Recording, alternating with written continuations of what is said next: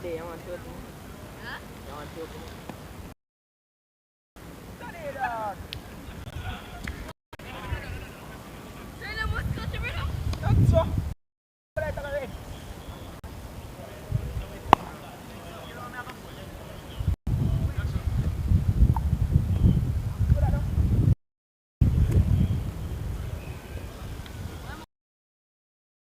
Rotate.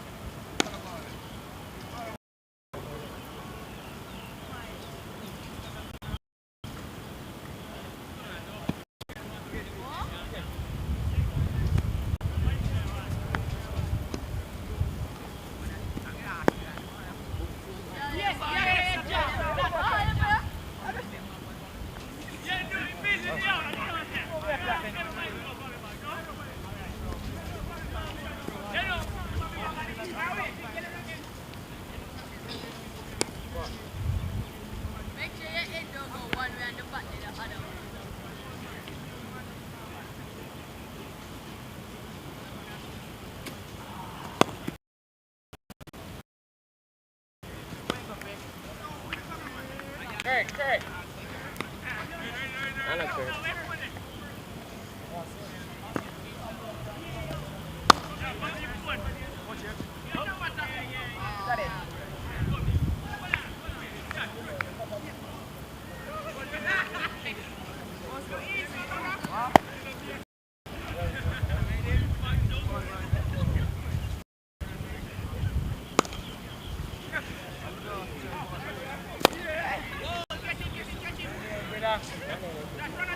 Daniel, what palma, bro?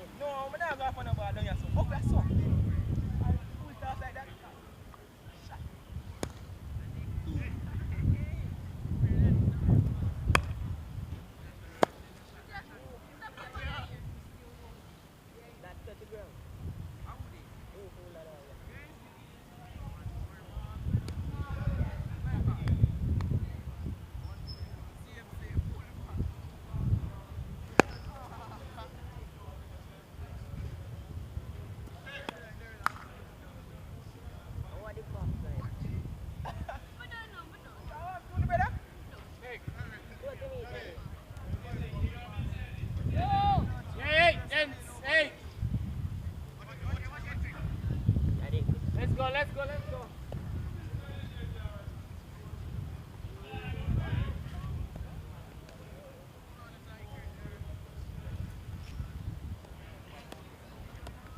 That's a lowy right there. What? That's a lowy.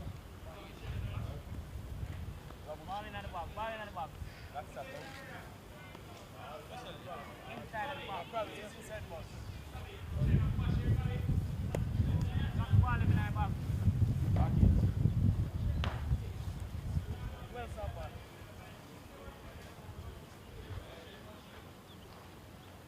Smelly.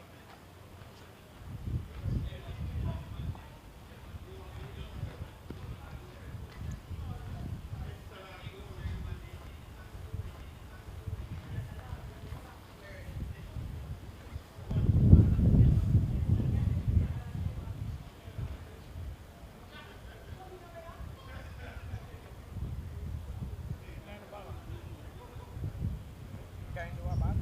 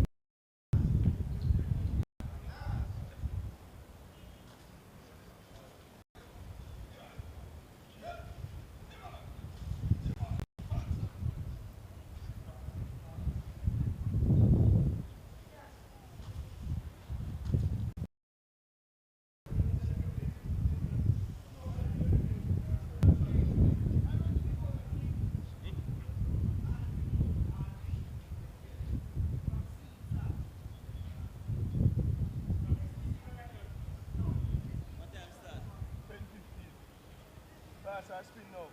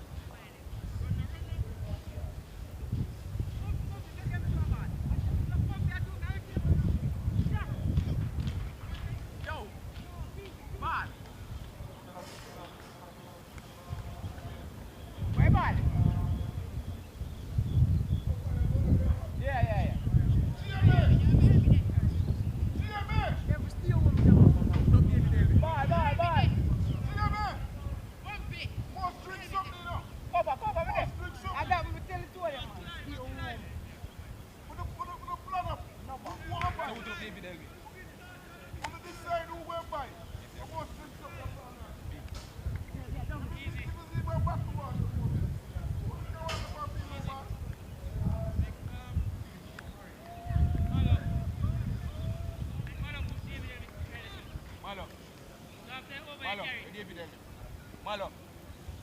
Mali. Bring David Elmi.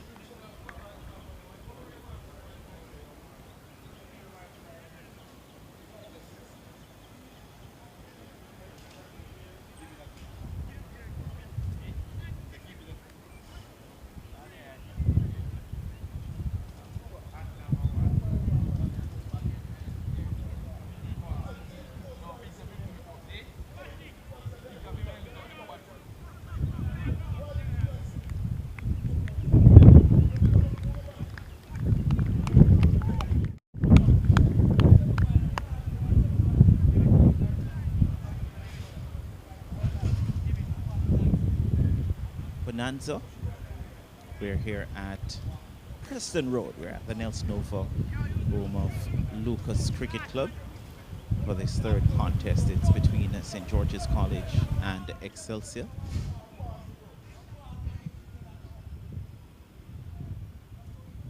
St. George's College winning the toss and deciding to bat first. Back-to-back tosses. They would have lost their first game against Jamaica College by 7 wickets yesterday on Sunday at home at St. George's College. Here we are for the first delivery of the morning, and it's defended by Francis.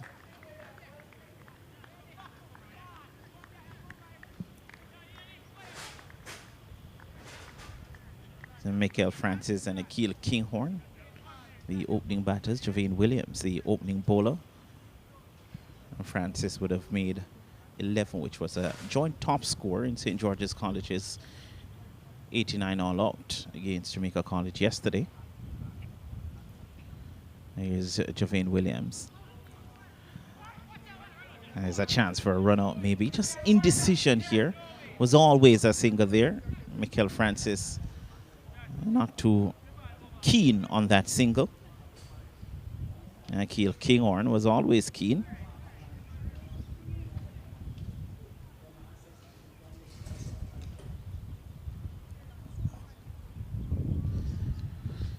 There are 3 slips in place from Williams. There's extra cover, backward point, mid on, mid off. And mid wicket as this is hit in the air. That's a lovely shot down the ground. It's a heavy outfield, so they will have to run for everything.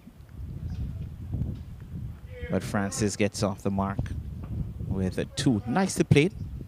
Was lofted down the ground, but always safe. The score now goes up to 2 without loss.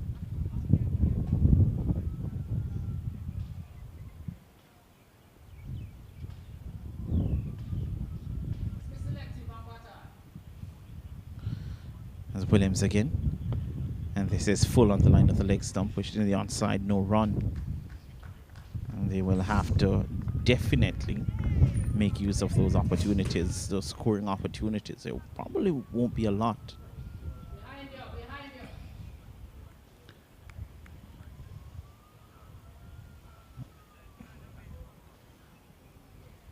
The opening over.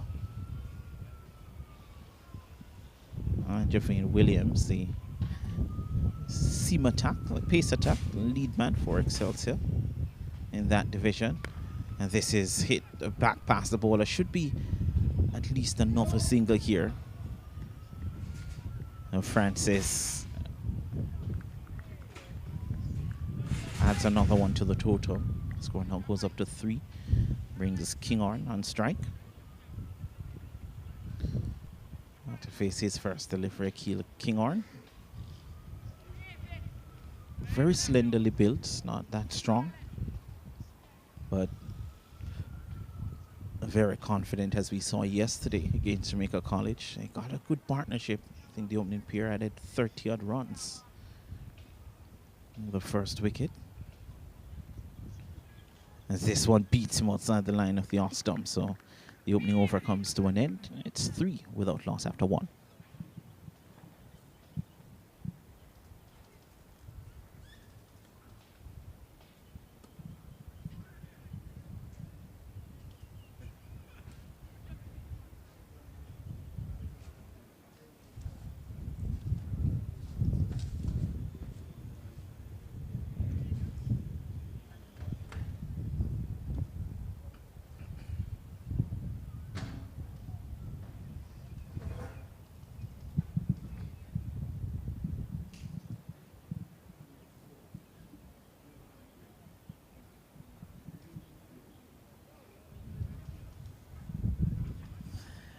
So it will be Giovanni Grace. It's pretty much the same opening pair that bowled against St. Catherine High. It was Williams from one end and Gray from the other end. Picked up 7 for 14. Dismissing St. Catherine High for 39. Winning by 474 runs. Did Excelsior. Made 513 batting first from 35 overs. I don't think any other school will get close to 513 throughout the remainder of this tournament.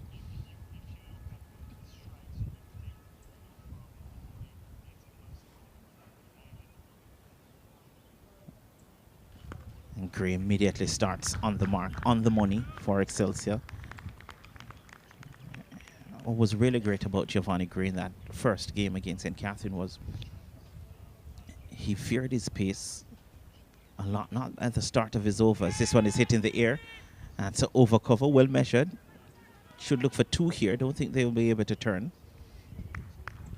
Only a single. Score now goes up to 4. And Giovanni Gray, very consistent. Operating outside the line of the off stump will be a test for Akil Kinghorn, especially with that short forward square. That bat pad fielder looks to be DeMarcus Scott. On the front foot and defense.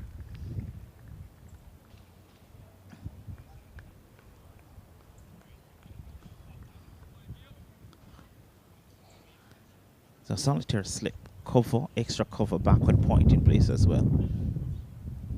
And flighted, and that's what the man under the bat is for. This time played it into the offside.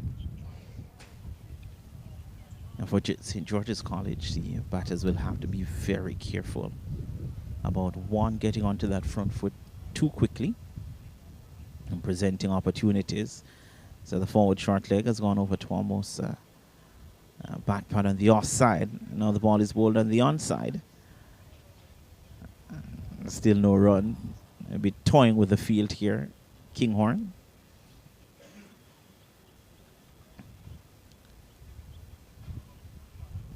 The ball is new. It's a good surface. Looks to be a belter, really. It's generally a good batting pitch here at Lucas. This one down the leg side.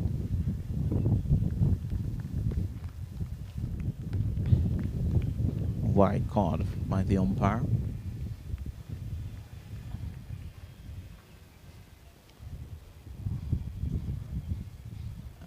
A flighted delivery allowed to go through to the wicket keeper wide. Followed by the umpire again. So a wide down the leg side, followed by a wide outside the line of the off stump.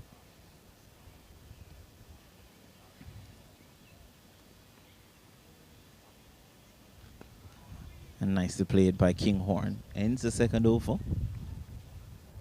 And the score for St. George's College is 6 without loss after 2.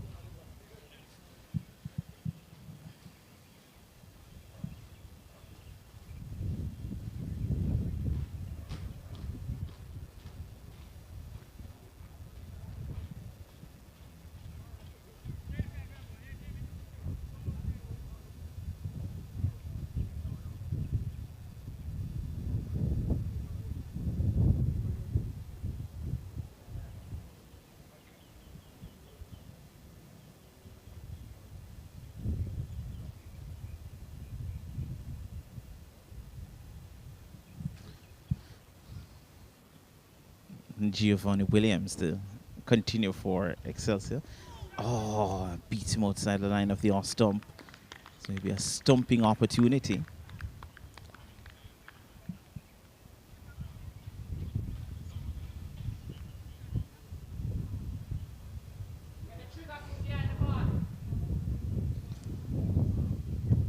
And keeper well up to the stumps. They have to be careful here, especially Francis tends to drag their full toss. That's dispatched down the ground. I talk about how heavy the outfield is, and they will only get 2. And I tell you what, it's a little bit disappointing in the sense that, you know, it's it's a youngsters tournament, and you really want them to get value for their shot. And it's a heavy outfield. I understand that there has been a lot of rain around, but some of these youngsters need some help, especially in the outfield.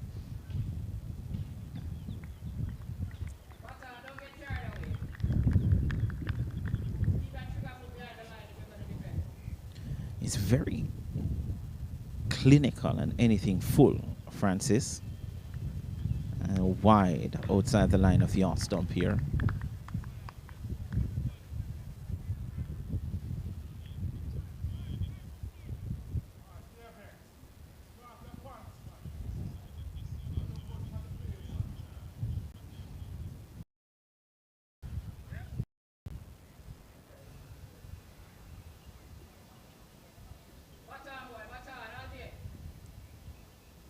And Williams again. Again, wide outside the line of the awesome wide called by Jamie Hay, the umpire.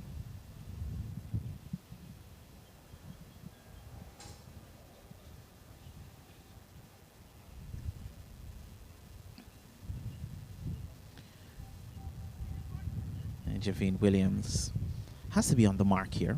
Can't be too wide outside the line of the off stump. Has to make the batters play. And if there's any disappointment throughout the tournament, is that the batsmen are not being allowed to play enough wide card again.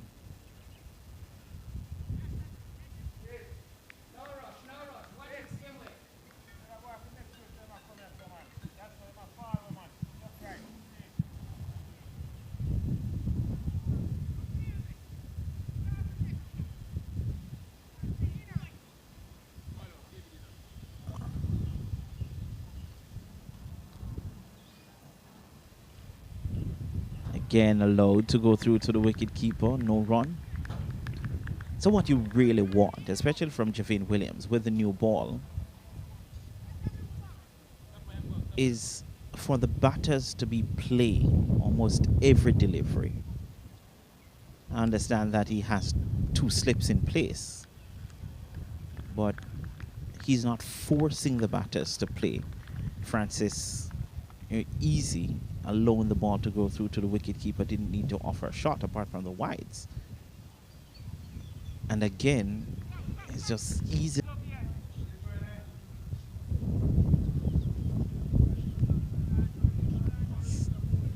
There's another wide here. And we've seen a number of extras. We spoke about St. Catherine, 94 extras in their bowling performance against Excelsior, and that 513. Appealing for a stumping. Umpire says not out. So the over comes to an end. That's a third, a lengthy over, by the way. And at the end of it, the score is a 15 without loss.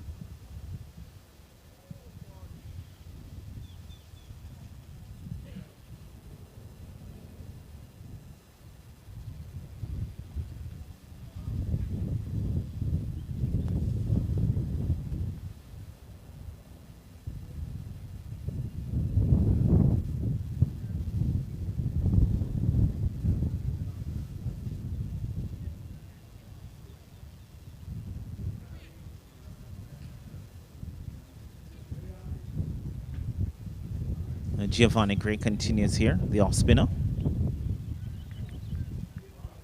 Ball to Michael Francis.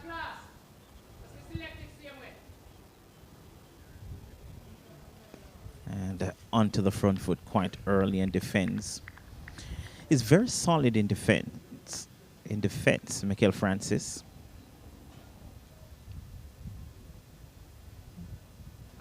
And he's very severe on anything wayward, especially on the underside. And we saw him hit a couple of full tosses down the ground since morning as well.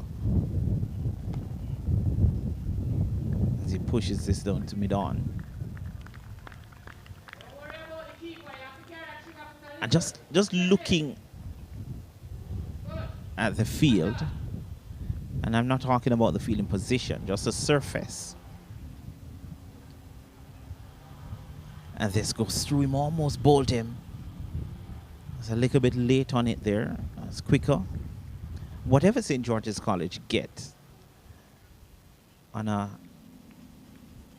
less lush field, you can add another maybe 20, 30 runs to it. As this one is driven nicely down towards mid-off. Picked up first time. And then a wayward throw. But another single to Francis. I don't think you'll see a lot of boundaries from St. George's College because of the field. So whatever it is that they get, on a quick outfield, you could add 20, 30 runs to it.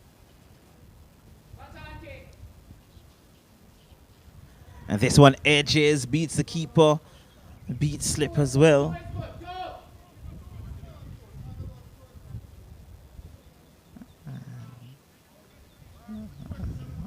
So another single to the total, an opportunity.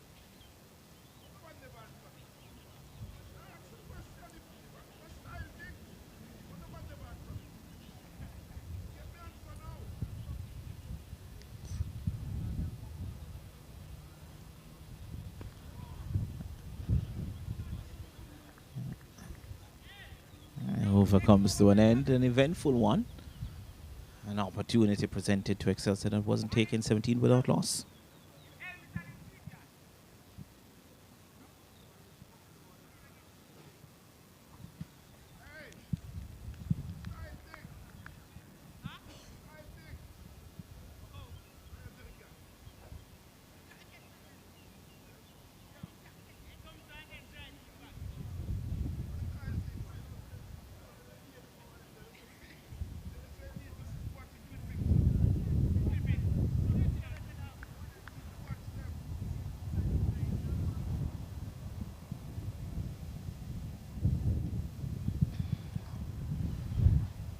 I don't think there's a change in bowling. Looks to be Javane Williams who will continue. Good to see the skipper trusting him to give him an additional over.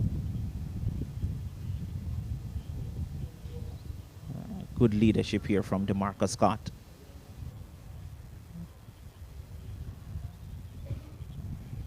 Kinghorn on strike. Seems as if he's not been on strike for a while. And this one guided to that third man position or behind point for a single. Hesitant in going for that single.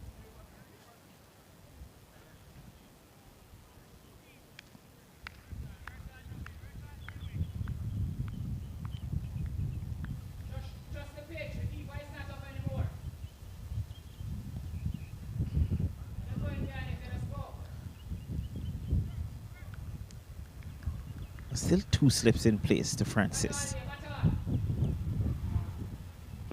Nicely defended. And again, you can really trust the bounce. You can trust the pace on this pitch. I've played here a couple of occasions. It's usually really even surface. No devils in the pitch either. So you can trust playing off your back foot. You can trust playing off your front foot. And you can trust driving through the line of the deliveries. So this will be really interesting for St. George's College. This is back. That's a really good shot. That's powerful and deserves 4. And in fact, gets to the boundary for 4. So the first boundary of the morning from Michael Francis was banged down the ground. It with disdain.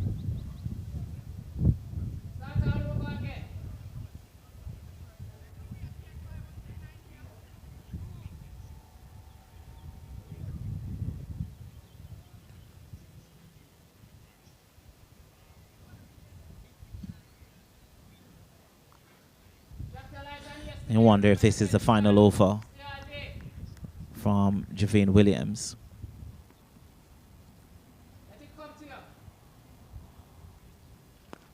Nicely driven down the ground again. That's picked up. And he looks pretty confident driving down the ground. Michael Francis. And that's his area. And picking his shots, picking his scoring areas. I spoke about it, I believe, yesterday for these players. A lot of them learning the game late. So the most important thing is to be able to pick your shots, knowing your scoring areas, and being fully committed in the shots in your scoring areas. And this one beats Kinghorn outside the line of the off-stop. Williams will be happier to bowl to Kinghorn than he is to Francis.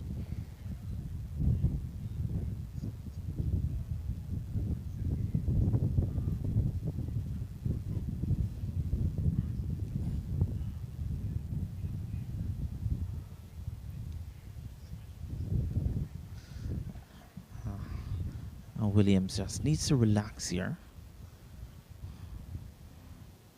And I spoke about asking the batters to play more.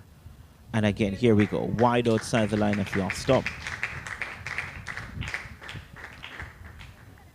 I know it's a pre-season tournament, but at the end of the day, there are objectives that you would want them to display or to set for themselves.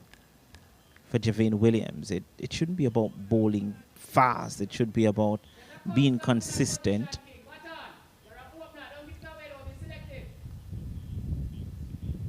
This one, oh, that's a lifting delivery. I don't think that there's a lot Kinghorn could have done about that. A short delivery into his body, could not react quick enough, and probably came off the top edge and well held that slip. So Williams strikes. I did say that he would much rather bowling to Kinghorn than he is to Francis as we look back at it here.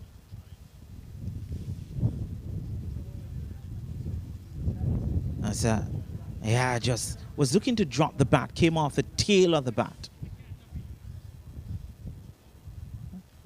So for him, what he would want to learn from that is to be able to drop the hands and not just to sway out of the way of the delivery, but more importantly, to drop the hands. Just came off the bottom of the bat and presented an easy opportunity. So the first wicket goes down, 24 for 1. St. George's College electing to bat first.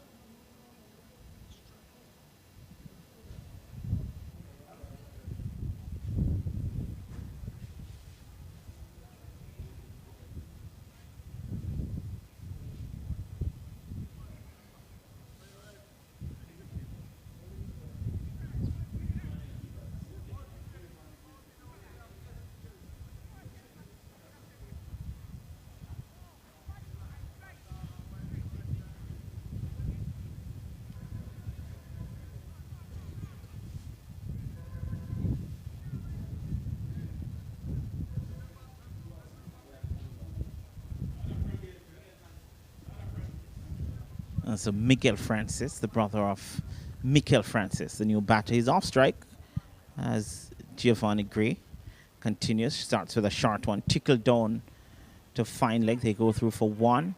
Mikel looking for 2, sent back by Miguel. Maybe the first time the older brother will be probably reprimanded if he didn't listen to the younger brother. If your younger brother sends you back, you go back. In this sense. Maybe at home it's different.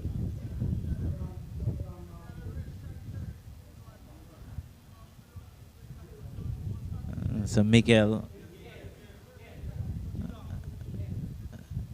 Francis here. Batted maybe at number 7 or number 8 against Jamaica College in that game yesterday. And the only shot that he played in anger led to his dismissal. So he has to understand that he has more time to bat now. There is no pressure on him. But he looks competent as he drives at this one, skews off the outer portion of the bat. And they are able to take a single, so he gets off the mark.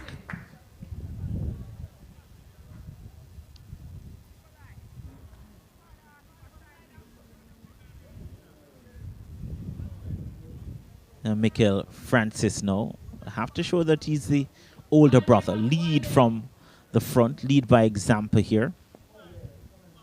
Plays this one back down the ground. No ball called by the umpire, so a free hit here for Michael Francis. And it looks as if I'm not sure the call, if it is that he would have cut the return crease or if he overstepped. That free hit signal now by the umpire.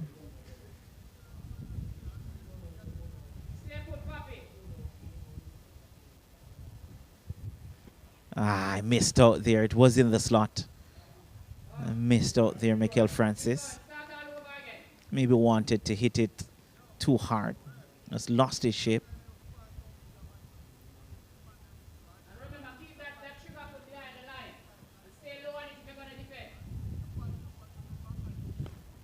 And this is pushed into the offside, no run.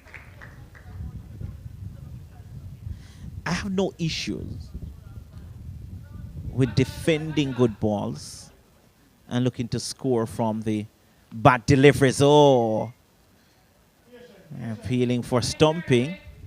The umpire is unmoved at square leg. So a no ball again. So it will be a free hit.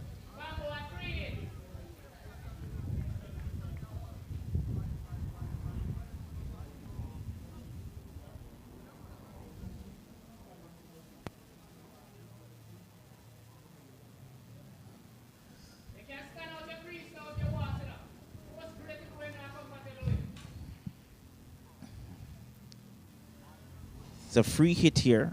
I'm surprised that DeMarcus Scott is going underneath the bat. Was he there before? I think he reckoned he was there before at his hit to mid-wicket, but it's a free hit.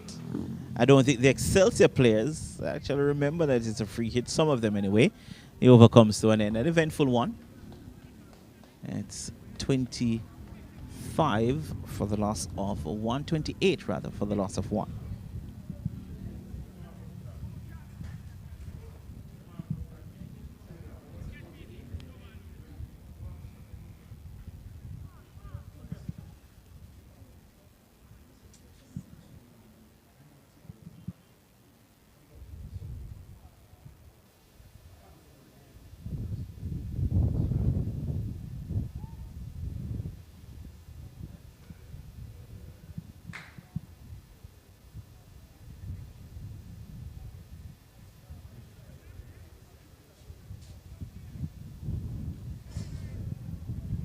So DeMarcus Scott will be the new bowler.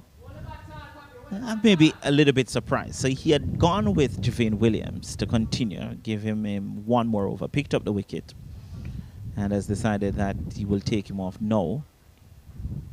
Having picked up that wicket, I would love to see, know that he has a wicket, how he would go. DeMarcus Scott taking matters into his own hands. And starts with a full toss wide outside the line of the off stump.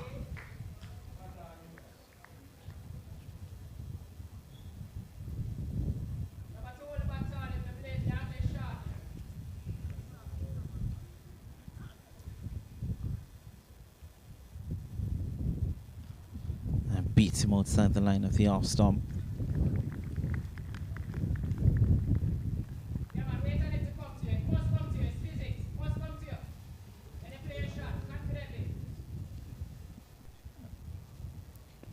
This one nicely played, nicely defended.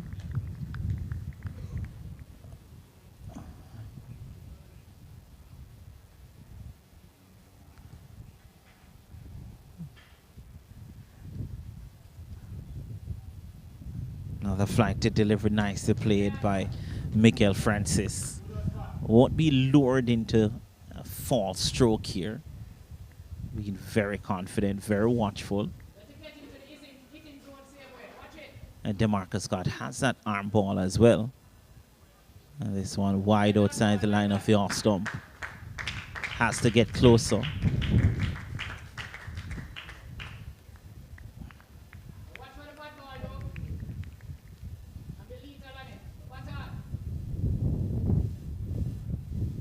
This one tossed up, beats him outside the line of the off stump. Again, the ball is new, so it will skid off the surface.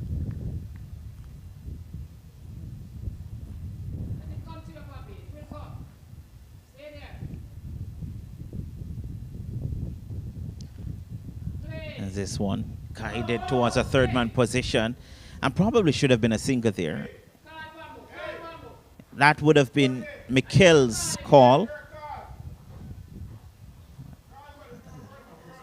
I would say that the batter needed to trust the non-striker, but they're from the same home, so him not trusting the non-striker is probably something deeper than cricket. The over comes to an end. It's a 30 for 1 after 7.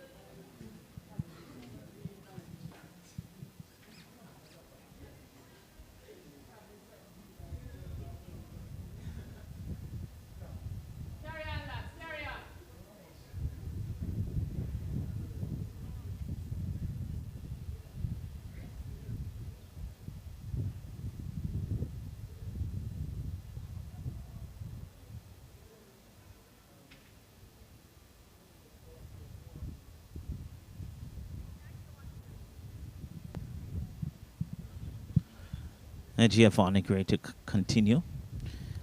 Had a couple of no ball issues in his previous over.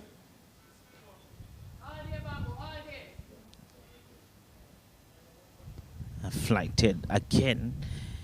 When he's looking to hit down the ground, it's just that his front foot remains away as this is hit high. A couple of bounces. Sadly won't get to the boundary.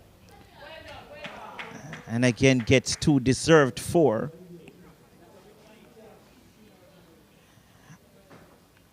And I will say it again, whatever St. George's College gets on this surface, on a much quicker surface, you would add another 20, maybe 30 runs.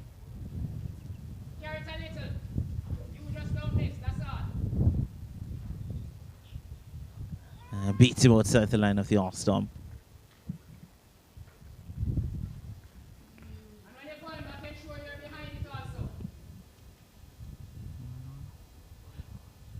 Morning. Are you hearing me?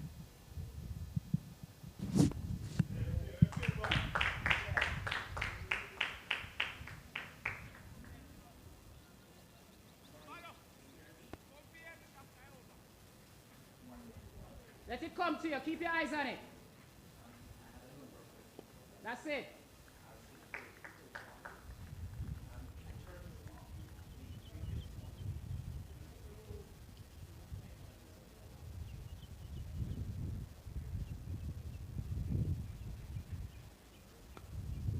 That's one. That's one.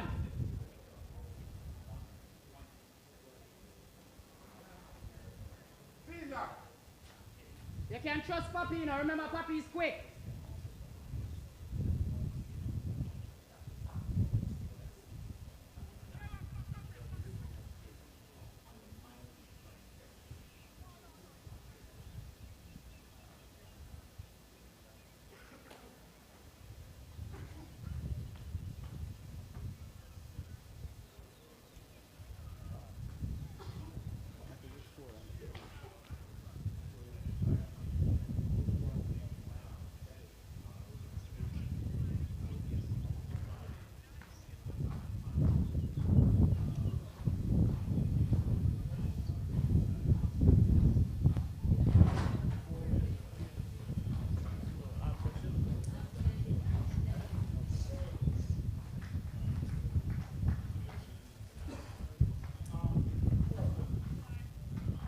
All day, Papi.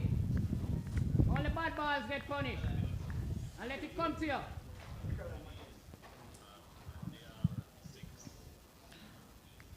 So another change in bowling. Nikolai McKenzie now bowling what I'm tempted to say is his first over as a Excelsior student, moving over from Wilmer's boys. Almost chipping this back to the bowler.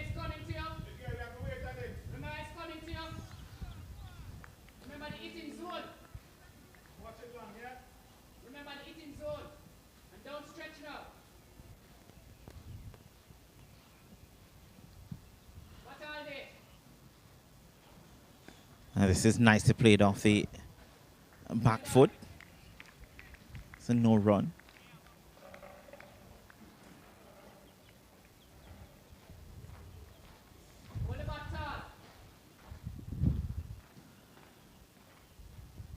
Oh, this is chipped in the air, but in front of point. And again, that should have been a single. Hey, stop the foolishness, guys. Stop the foolishness. Trust each other. Go. The ball split the field up. There's no way they can beat it to get to the crease. Start again, Poppy. Back on. Let it come to you. Mackenzie, this is the leg spin.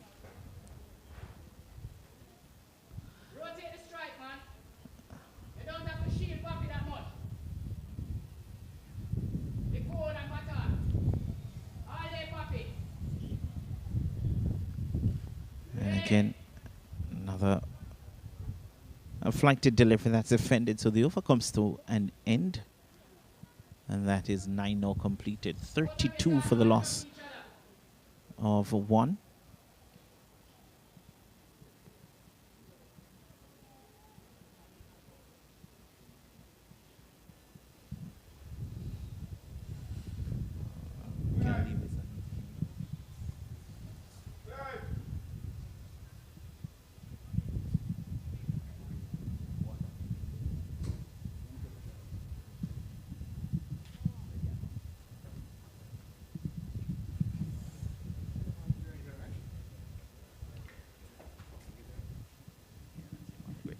The Giovanni Gray will continue here on the southern end.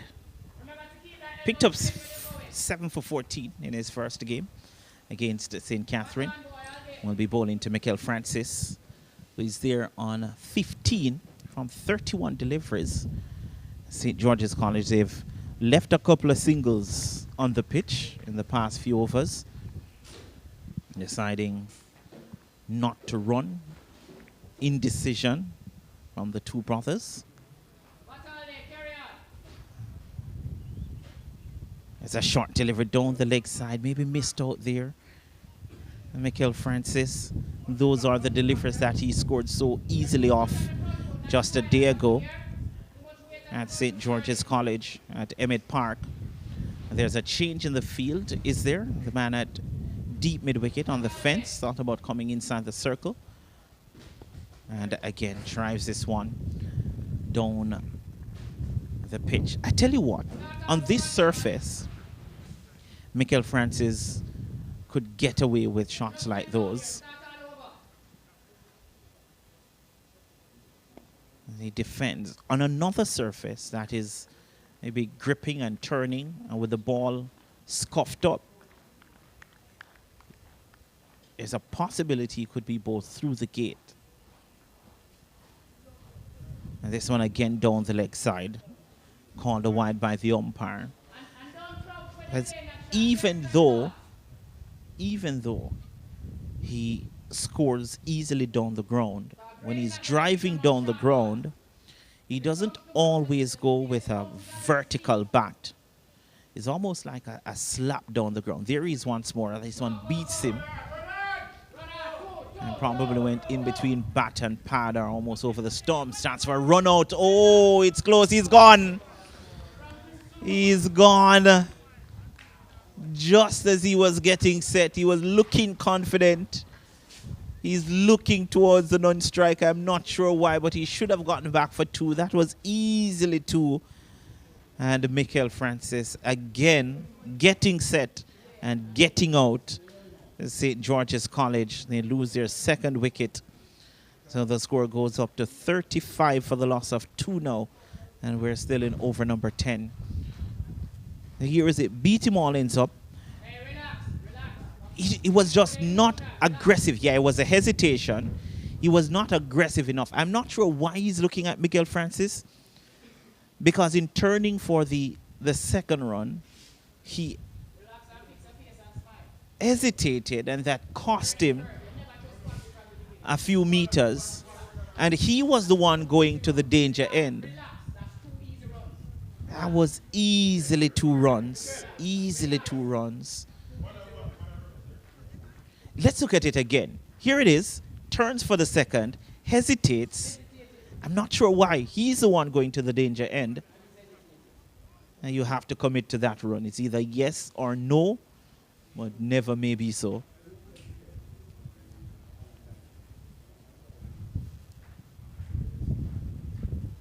And Michael Francis has to go 35 for 2. The new batter looks like Sharfis. There's Daniel Walker, left-hander. And maybe I was lucky, was put down his first delivery by Danza Hyatt Jr. in that game against Jamaica College on Sunday. And didn't make use of it. And this one beats him outside the line of the off stump. This will be interesting for Giovanni Gray as he overcomes one in 35 for 2 at the end of 10.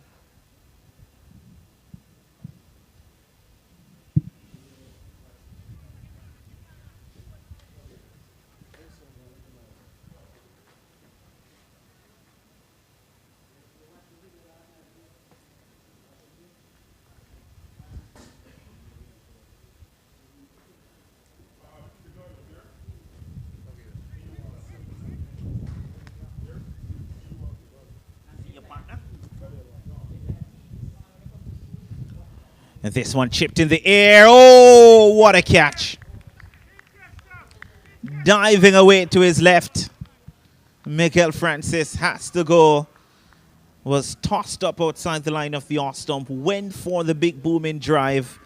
Skewed it. And a diving catch by backward point to dismiss the youngster. And St. George's College losing back-to-back wickets here.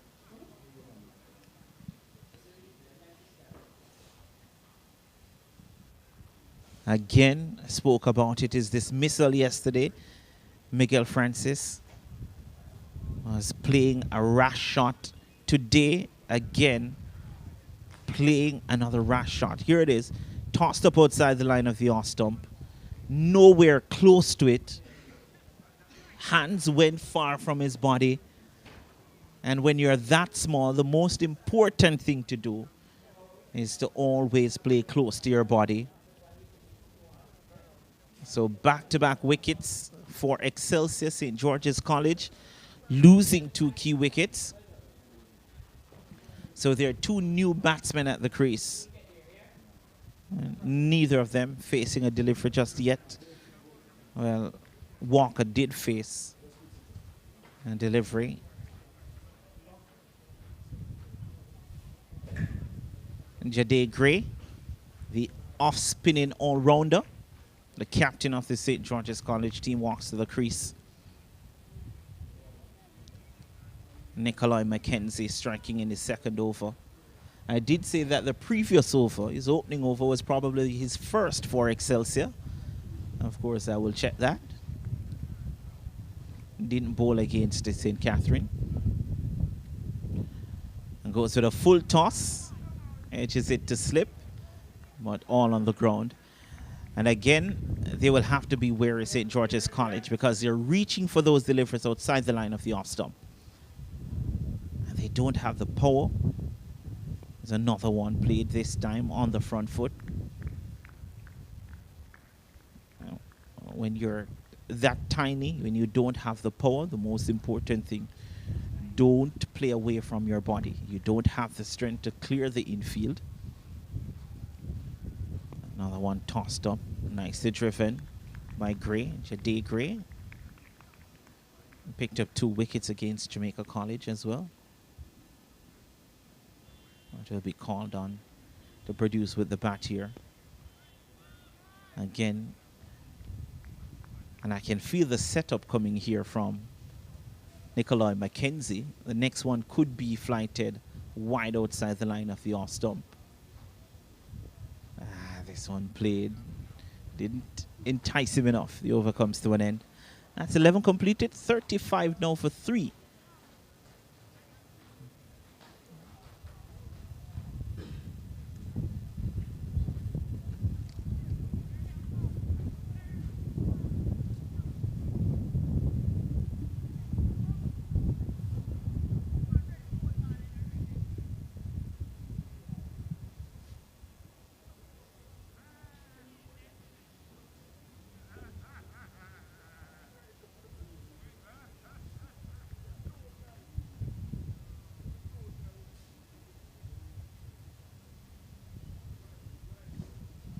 Giovanni Gray continues. Wonder if this will be the way Excelsior will go about things. There's a loud appeal for caught behind. The bowler wasn't too convincing. The wicketkeeper is the one leading the shout. I wonder if this is how Excelsior will operate in the schoolboy cricket season. Javane Williams from one end, Giovanni Gray from the other.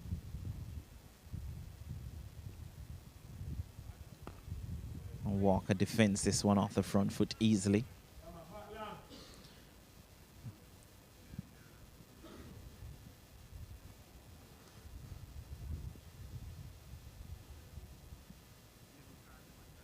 This one tossed up, playing across it, and he's gone. Yeah, just had to play straight there. Needed to play straight there, Walker. Another wicket goes. It's falling apart for St. George's College quickly as well.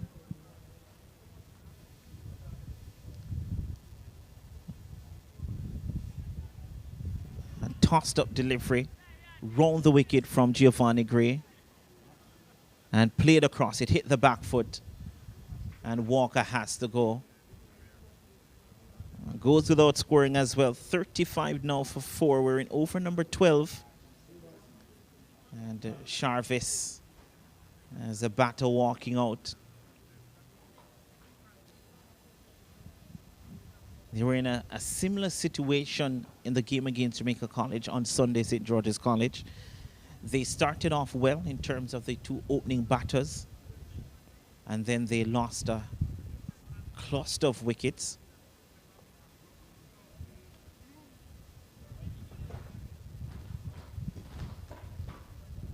And then towards the end, they were able to get up to 89 before they were bowled out.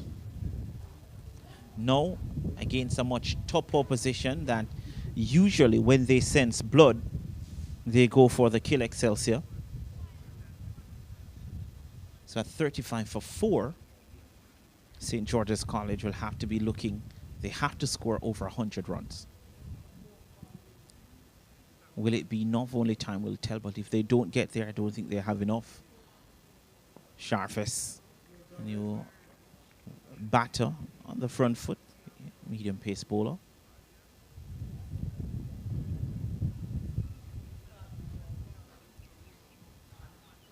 That's Gray's operating over the wickets. Again, just needs to slow one up. Giovanni Gray. Ask Sharvis to try and hit down the ground. He's too easy on his front foot defending. Well, this one defended again. The over comes to an end. Was a successful one for Gia Gray. 12 completed, 35 for 4.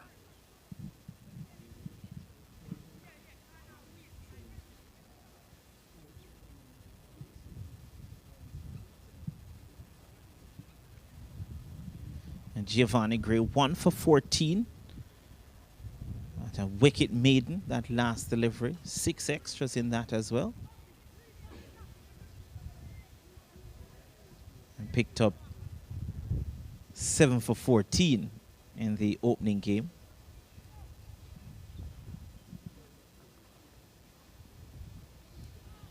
Mackenzie to continue. Nicolai Mackenzie, a national youth captain. Oh, he's bowled him. And looks to be the leg spinner. Nicolai Mackenzie, flighted delivery. And Jade Gray didn't know much about it. Wasn't convincing in playing that forward defense. Just beat him. Here it is, Nicolai Mackenzie. Tossed up. And it just looks as if it went through bat and pad. Maybe just beat him outside the line of the off stump. So another batter goes without scoring. 35 for 5 now. And this the off spinner. Yeah, just played around it. Jade Gray has to walk back slowly. 35 for 5, St. George's College in all sorts of problems. Kirk Walker is the new batter walking to the crease.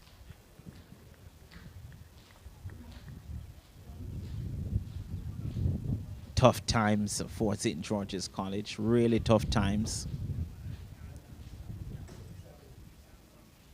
Again, getting off to a decent start, the opening pair, and then just losing wicket after wicket after wicket.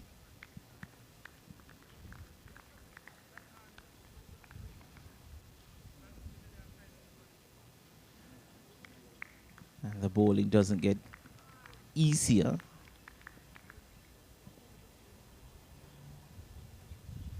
Here's a load appeal.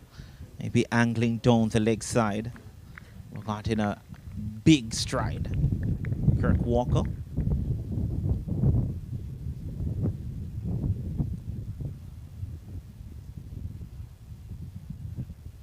Has an extravagant. I don't even know how to call it, how to describe it. Before it faces that delivery. Goes all the way down. In a crouch position. Here he is. And then back up. And hits this one straight back to the bowler. That's soft. Very, very soft. And again, a whole lot of movements and just chipped it back to Nicolai McKenzie. Very, very soft dismissal.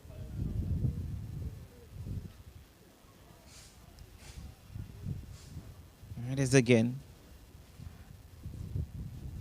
Delivery that spun back to him, was backing away, didn't get into any form of position to play that one, and just chipped it easily back to Nicolai McKenzie, who's not going to put that down.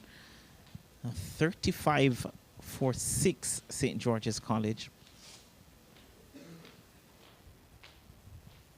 It's falling apart and falling apart quickly. Just scooped it back to the bowler.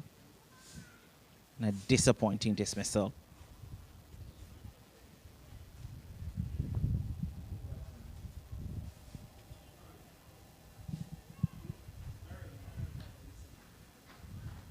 So Colley is the new batter. Walking to the crease. And I tell you what, the dressing room of St. George's College is quite busy. Very, very busy.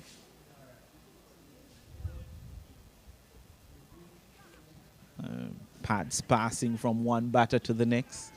They're padding up in pairs. Because at this stage, 4 wickets to go, 35 for 6. The regularity of the wickets. You don't see this game lasting much longer. Another dominant display from Excelsior. And this one gets the outer portion of the bat. And he's off the mark. Probably should get a round of applause based on what's happening. Score now goes up to 36 for 6. That run out, though, changed the game. As the umpires will take drinks very soon. The run out of Michael Francis as a turning point of the game, really. Was a needless run out, hesitation. And after that, here's an appeal. Oh, he's gone. He's gone. Only Nicolai McKenzie appealed. And the umpire, Jamie Hayes, sends him on his way. Oh, my. The Excelsior fielders weren't necessarily convinced. Let's look at it again here. Flighted delivery. Yeah, that looks a little bit harsh to me. We'll have another look at it. But that looks a little bit harsh. Again, you're not the perfect angle. You're not directly behind the bowler or the batter. But just looking at it, walked across. It came off the outer portion of that front pad as well. And usually that's an indication that it's sliding down the leg side. The umpire's decision is final. You'll have to maybe give it to Jamie Hay. One more look at it. He did walk across. yeah, for me, I'm not giving that out. He got a big stride in, missed it, but then again, from where I am, I can't make a determination on that. But it's really has fell apart. Nikolai McKenzie picking up 4 wickets from 3 overs, only a run conceded. He did walk across, by the way, but again, just looks to me as if it was sliding. Only Nikolai McKenzie, and he wasn't even convinced in his appeal. Drinks taken here with St. George's College. 36 for the loss of 7.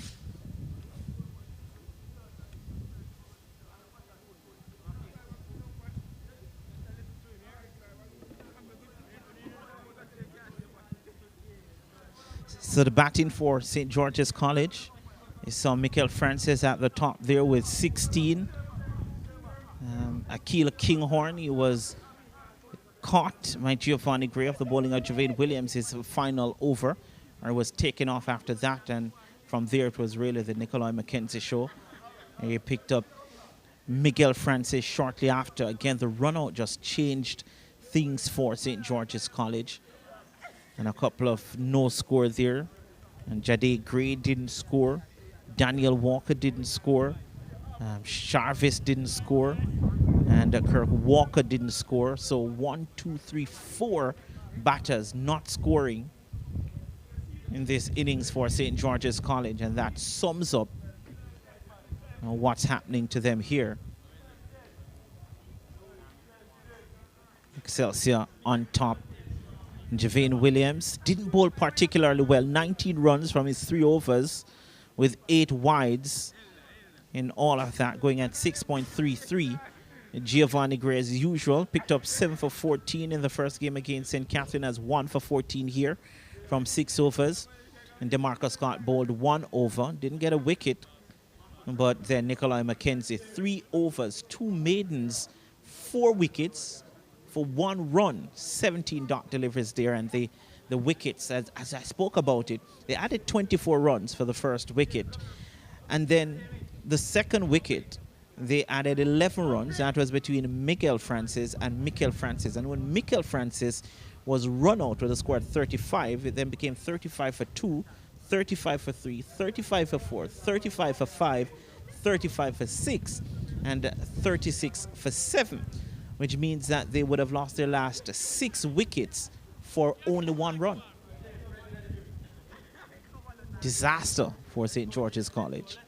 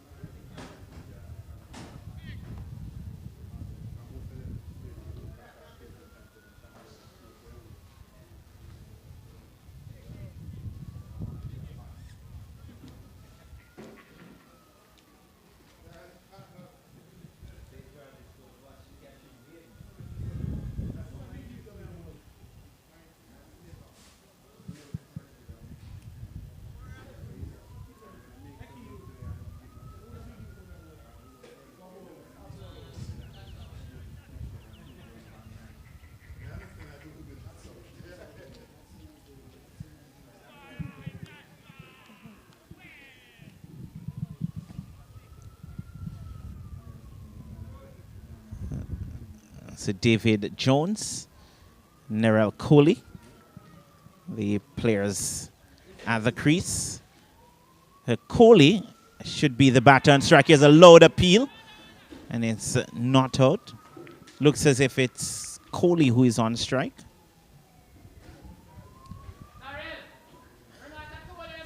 And you talk about losing 6 wickets for only a run. Narelle Coley is the batter to score that single run. 6 wickets for 1 run. Yeah, they will look back at this. This one tossed up. And it goes down to that short fine leg position for 1. Goes down to 37.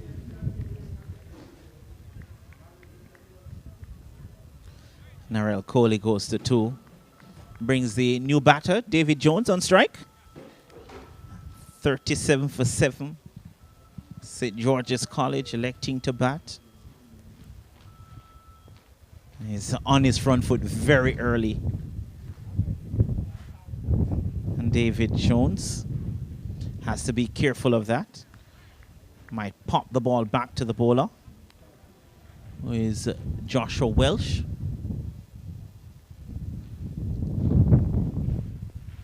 A short delivery, and again he's on his front foot so early that even when the ball is short, he can't adjust to swivel and to pull the ball into the onside because he's already committed on his front foot.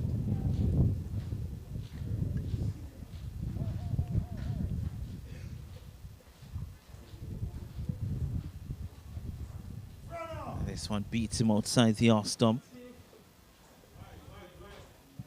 Wide card by the umpire. They will take these extras. St. George's College, 38 for 7. Looks like an early end to the day for everyone. Unless they can somehow get, here's a loud appeal. This looks close. No, the umpire says not out. Missed it. All ends up.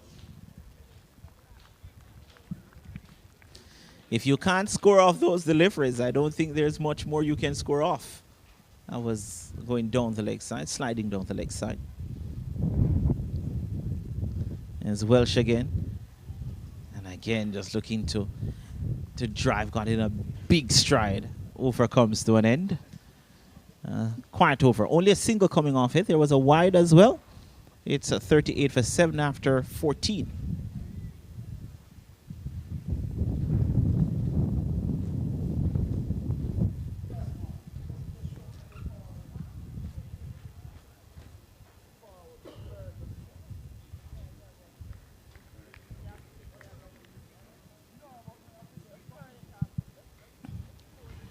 Nicolai McKenzie to continue.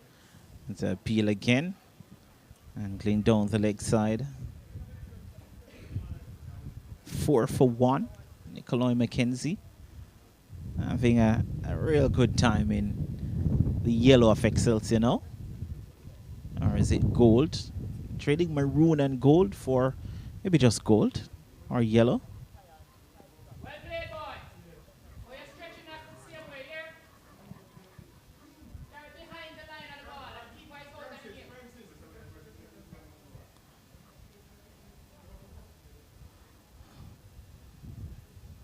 Tossed up, low appeal. That looks close. No, the umpire says not out.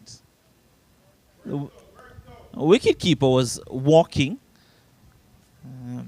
I think Nicolai McKenzie would take that wicket than the previous one. Umpire says not out.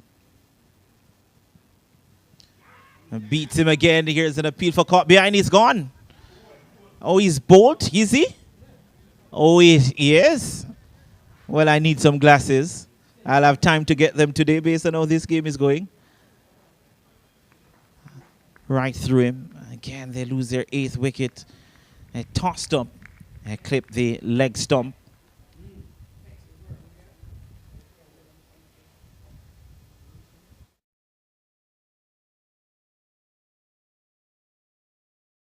And Narelle Coley, who made 2, has to walk back.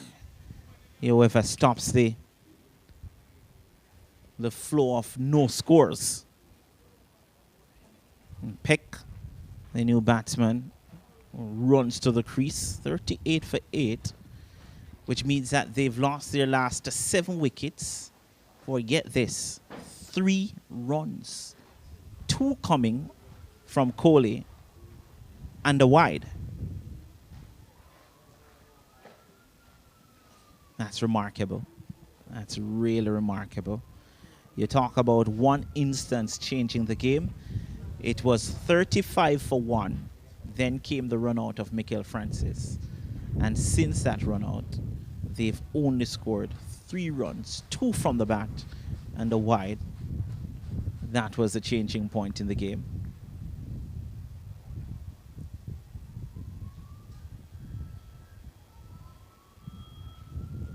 Mackenzie now round the wicket.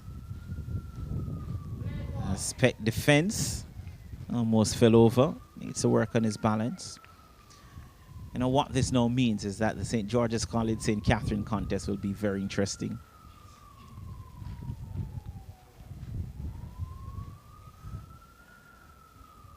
As Mackenzie. And again beats him. So Excelsior dismissed St. Catherine for 39. St. George's College are 38 for 8. Over comes to an end, by the way. That's 15 now completed, 38 for 8.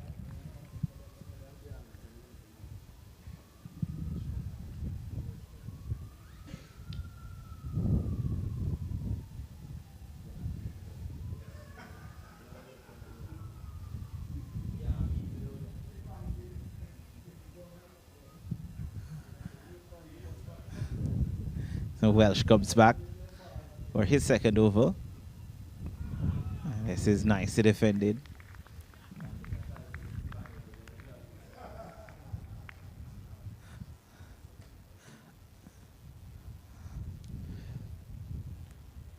And bowling to David Jones. Tossed up nicely driven. Back to the bowler. If you're looking for positives, again, I said it yesterday, and I'll say it again, that the St. George's College players, what they need is more cricket. A lot of them, they have a base. They just need more cricket. That, again, a short delivery. But he's on his front foot so early with his entire weight shifted to his front foot that he can't adjust to play that shot.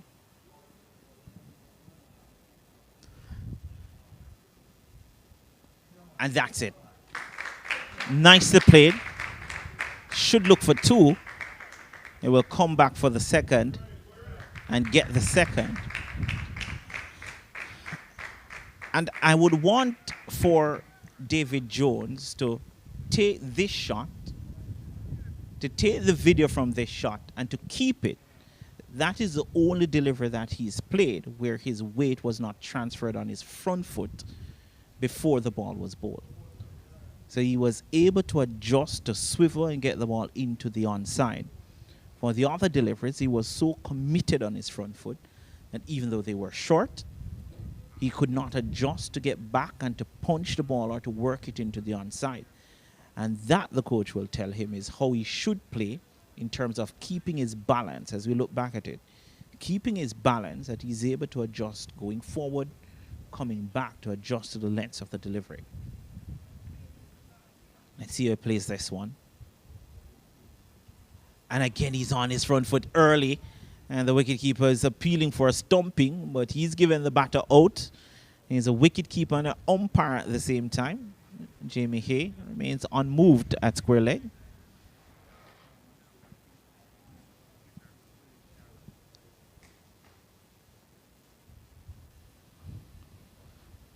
So that shot wasn't bad, wasn't fully committed on the front foot early. As he plays this one, is off. Oh, the misfield. It would have been interesting to see what will happen had he picked up. Over comes to an end. And they've moved now to 41 for 8 at the end of 16.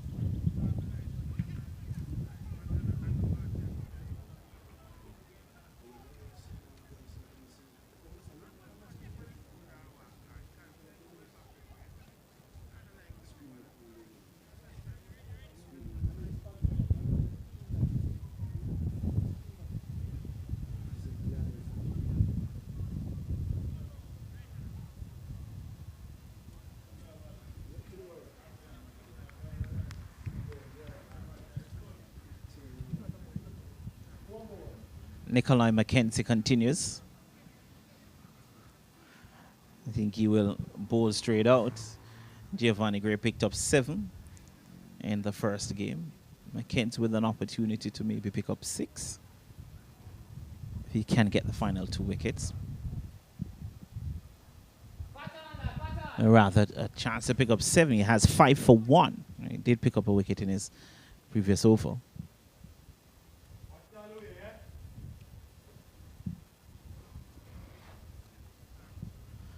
They have to keep him out.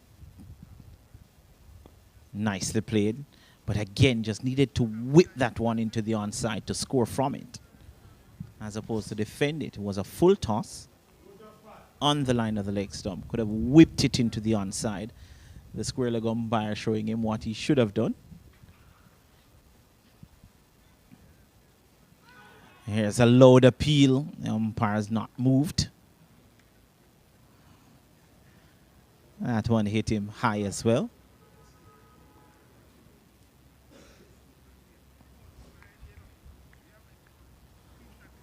He's trying as best as possible, Jones, to keep him out.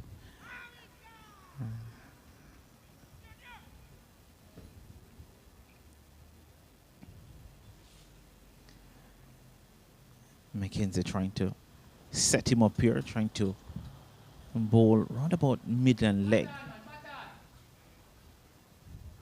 Here's a loud appeal. Now he's gone. That might have hit the back leg. McKenzie has his 6th. And Jones has to go back.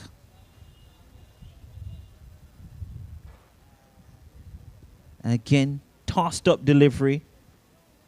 And look, hit him bang in front.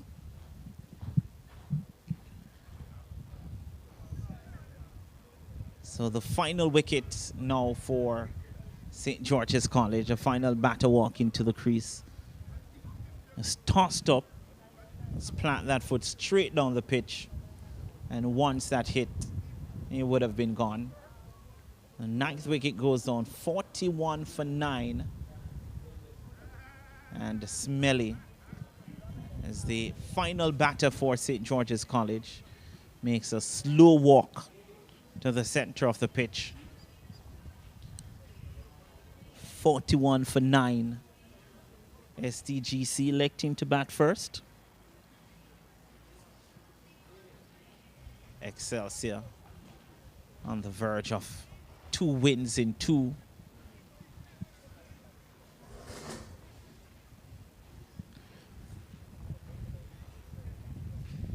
And might I say, almost securing their place in the final. Well, this will guarantee them their place in the final on Saturday, regardless of what happens against Jamaica College, because this will be 2 wins from 2. And Jamaica College and St. Catherine, they can't both end on 2 wins.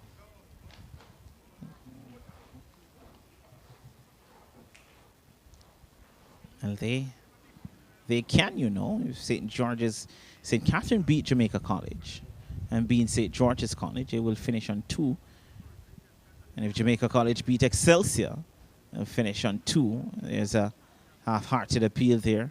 Overcomes one, and another successful one for Nikolai McKenzie. 6 wickets for 1 run, 41 for 9 after 17.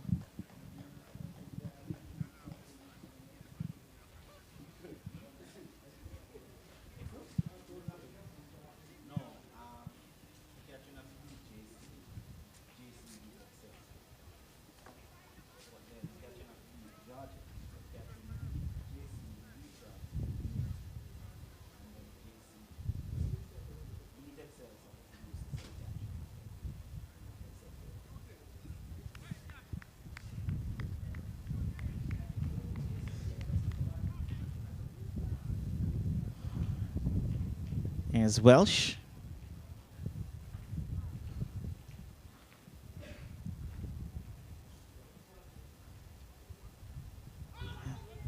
That one spun back. And I'm not sure what he's looking for as opposed to running. Did that come off the batter? That's interesting because I don't think he offered a shot. It didn't touch anything. He didn't offer a shot.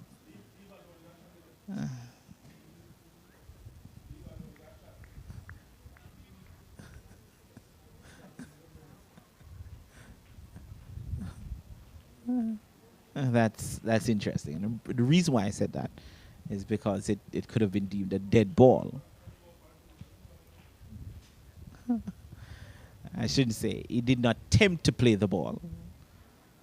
And so one tossed up, beats him outside the line of the off stop. So he wasn't taking evasive action, and he wasn't attempting to play a shot.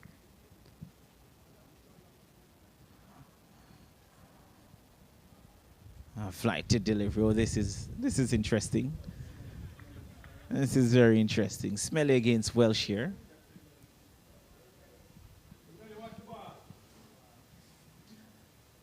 His setup alone tells you that he wants to hit the ball a mile. But his execution tells you that he will do very well to get back to ball.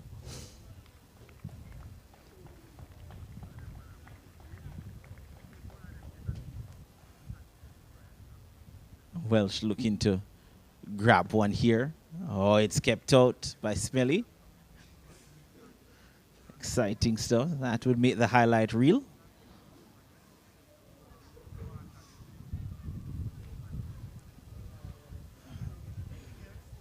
Just needs to survive this over somehow. Beats him outside the line of the off-stump.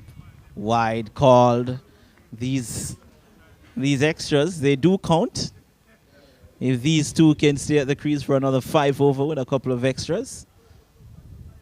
42 for 9, who knows? Down the leg side, not out.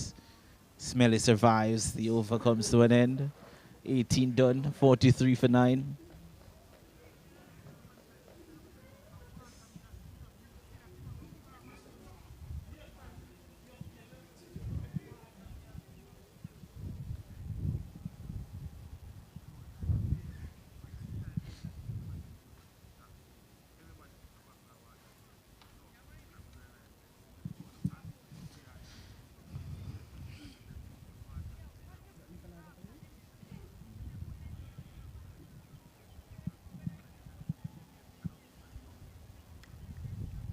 Nikolai McKenzie is back for his 6th over.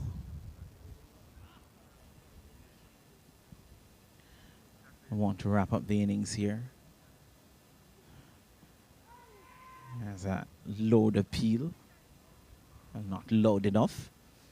Peck just needs to keep Nikolai McKenzie out. I'm sure he's looking to grab 7 to say to Gio that I picked up 7 as well. Can Peck keep him out? Well played, well defended. Well defended. He would have 7 for 1, better in, and 7 for 14 from Gray. Just needs to keep him out. Peck going for the drive. They're appealing for caught behind. No, says the umpire. They're begging a wicket for Nikolai McKenzie here.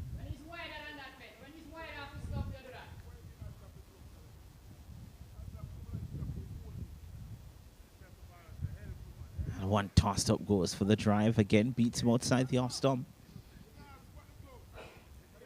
Not asking the batter to play. Not really threatening the stumps. Getting an earful from his father, Nikolai McKenzie. Nicely defended by Peck. Showing some resolve.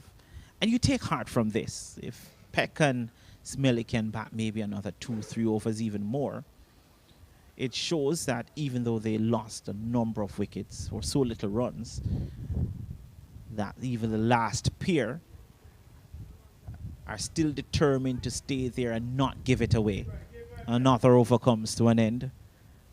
That's 19 completed. I'm here for the Smelly versus Walsh show.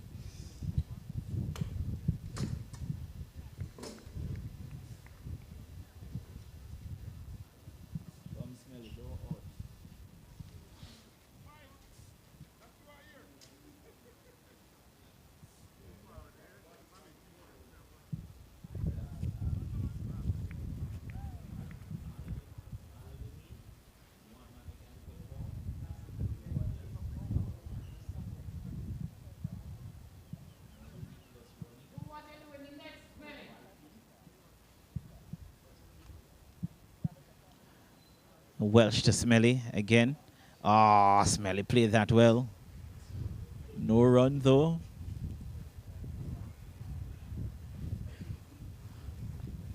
Can he get a single? It's not from 6, from 7 deliveries. Peck is not from 9 deliveries. Oh, that's nicely played. They should be looking for 2 here. 2 more precious runs for St. George's College. 2 for Smelly, who's off the mark. Not conventional. I'll tell you what, he's made more runs than about 5 batters in the St. George's College team. And there's more to come.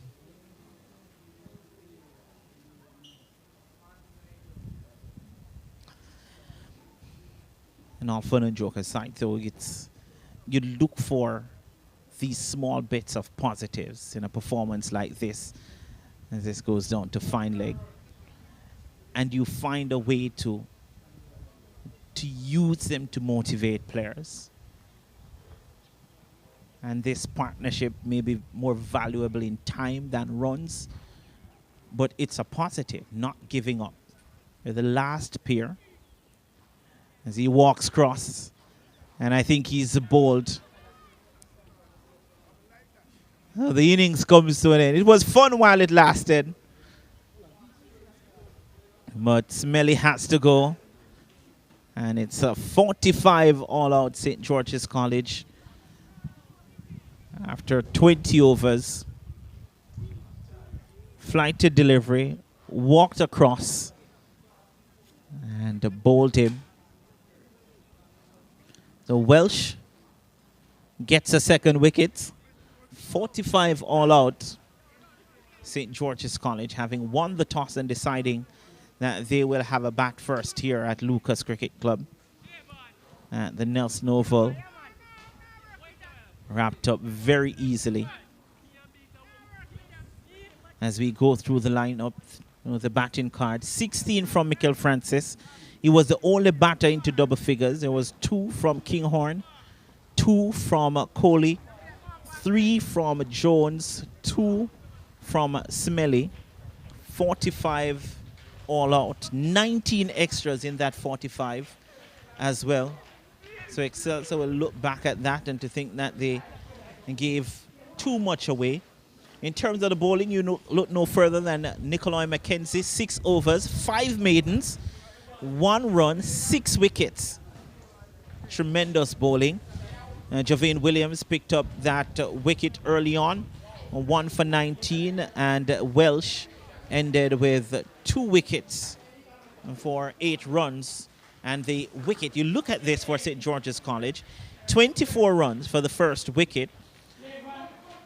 Then they got to 35 for 1. And from there, they lost 9 wickets for 10 runs. At one stage, they lost 6 wickets for 1 run. And that is how it unfolded for St. George's College. So for the Excelsior team, they will need 46 runs to win. And for a team that made 513 in their opening game against St. Catherine High, you don't think that 46 runs will be much of a challenge. When we come back, we'll have the response from the mighty Excelsior Eagles.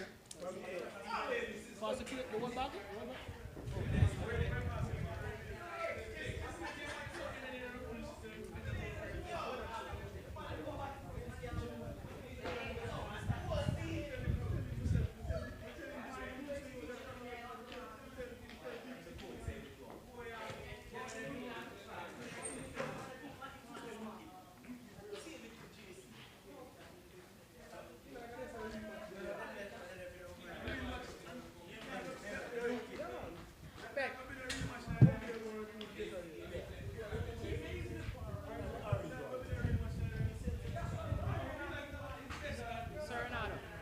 This is when them play JC. This is when Wednesday.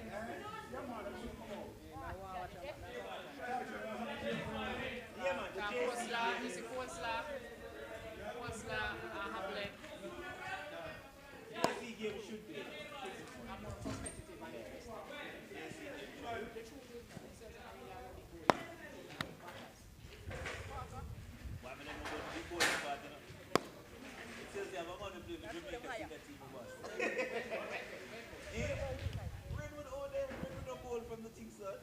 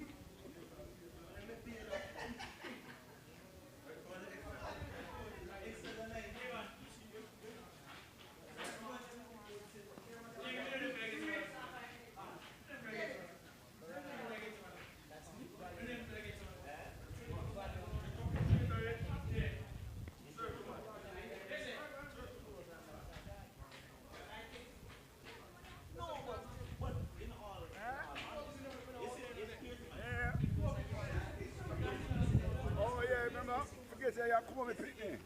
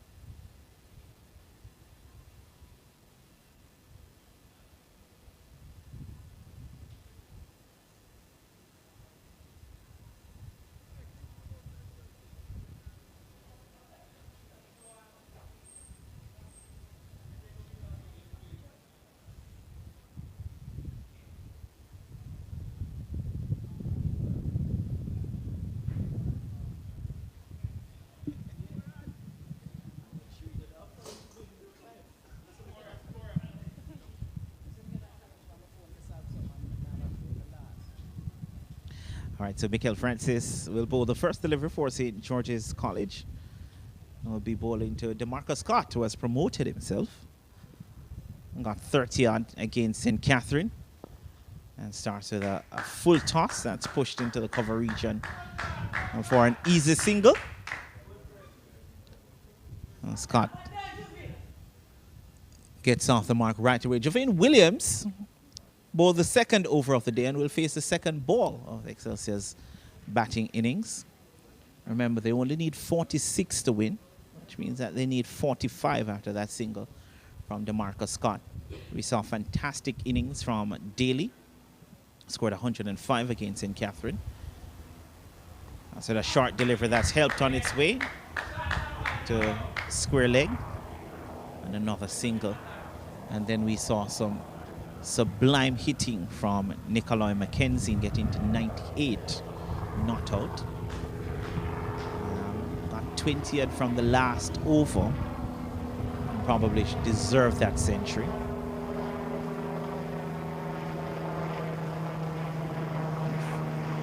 That's Francis. That's nicely played by DeMarcus Scott. And they turned for the second. Good aggressive running from Excelsior. And immediately you see the difference between Excelsior and St. George's College, not in terms of the quality of that stroke from DeMarcus Scott, but in terms of the intent in running. It has been positive. That's something that Coach Courtney will be very happy with. Has good, aggressive, intense running. Didn't see it a lot from St. George's College. They were indecisive.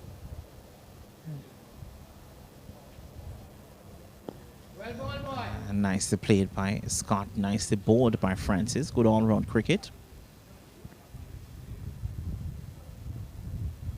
And a lot will rest on Michael Francis from one end, and I would suppose it could be Jade Gray, who picked up those 2 wickets against Jamaica College from the other end. No reason why he shouldn't open the bowling. Short delivery. Oh! Goodness gracious me. A stand and deliver. That's the first 6 that we've seen today. And it's a 6 that you would want to see over and over again. Standing and deliver. DeMarcus Scott. Let's look at it here. A short delivery. Bang. Yeah, that's 6 on most grounds in the country.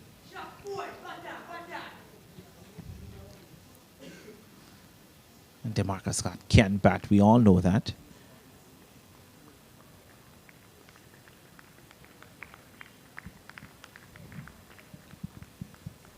What will be the response from Francis here after that 6? Mid-wicket. Remains back on the fence. Can't go short again. Goes with a full toss. And that's guided. That's 4. So 10 runs from the last 2 deliveries. And it seemed to be a no ball as well. No ball for height. Called a no ball from the umpire at square leg. So a free hit coming.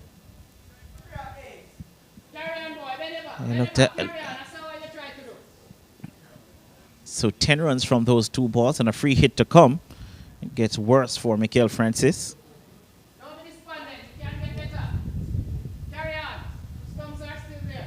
So he made 16 and has given away 16 in his first over. Here's a free hit wide. It will continue.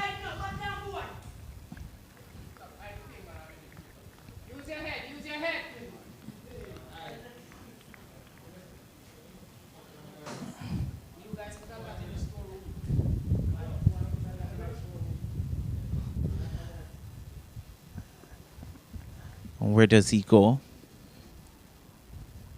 It's long off in place. Can't afford to be short. He's short again. Oh, missed out this time. DeMarcus Scott looking for 2. Well done, boy. Well done. Gets only 1. Definitely missed out there. The first over comes to an end. 16 coming from the first over, rather 17. Excelsior, they're in a rush.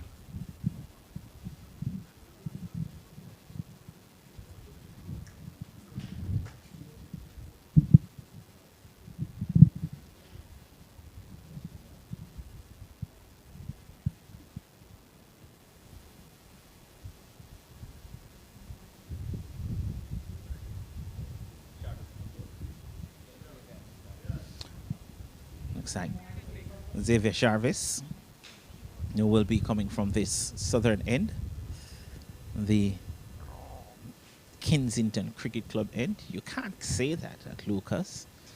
No way you can call it end the Kensington Cricket Club end at Lucas Cricket Club. They would lynch me if they ever heard that. It's coming from the Windward Road end, let's call it that. The Preston Road end. I can probably call the other end the Crisgale end. As sharp as what can he do? There's long off, there's deep cover. And those are the 2 men out. Sharp is the Scott, short delivery down the leg side. And we'll get the wide and they will get an additional run as well. So 2 more to the total, goes up to 19 without loss. And has remained consistent in his first delivery. I'm going for an extra as we see the 2 Excelsior openers walking back into the pavilion. No batting for them today.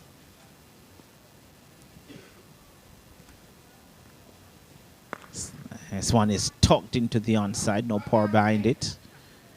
Between them, 200 runs against St. Catherine.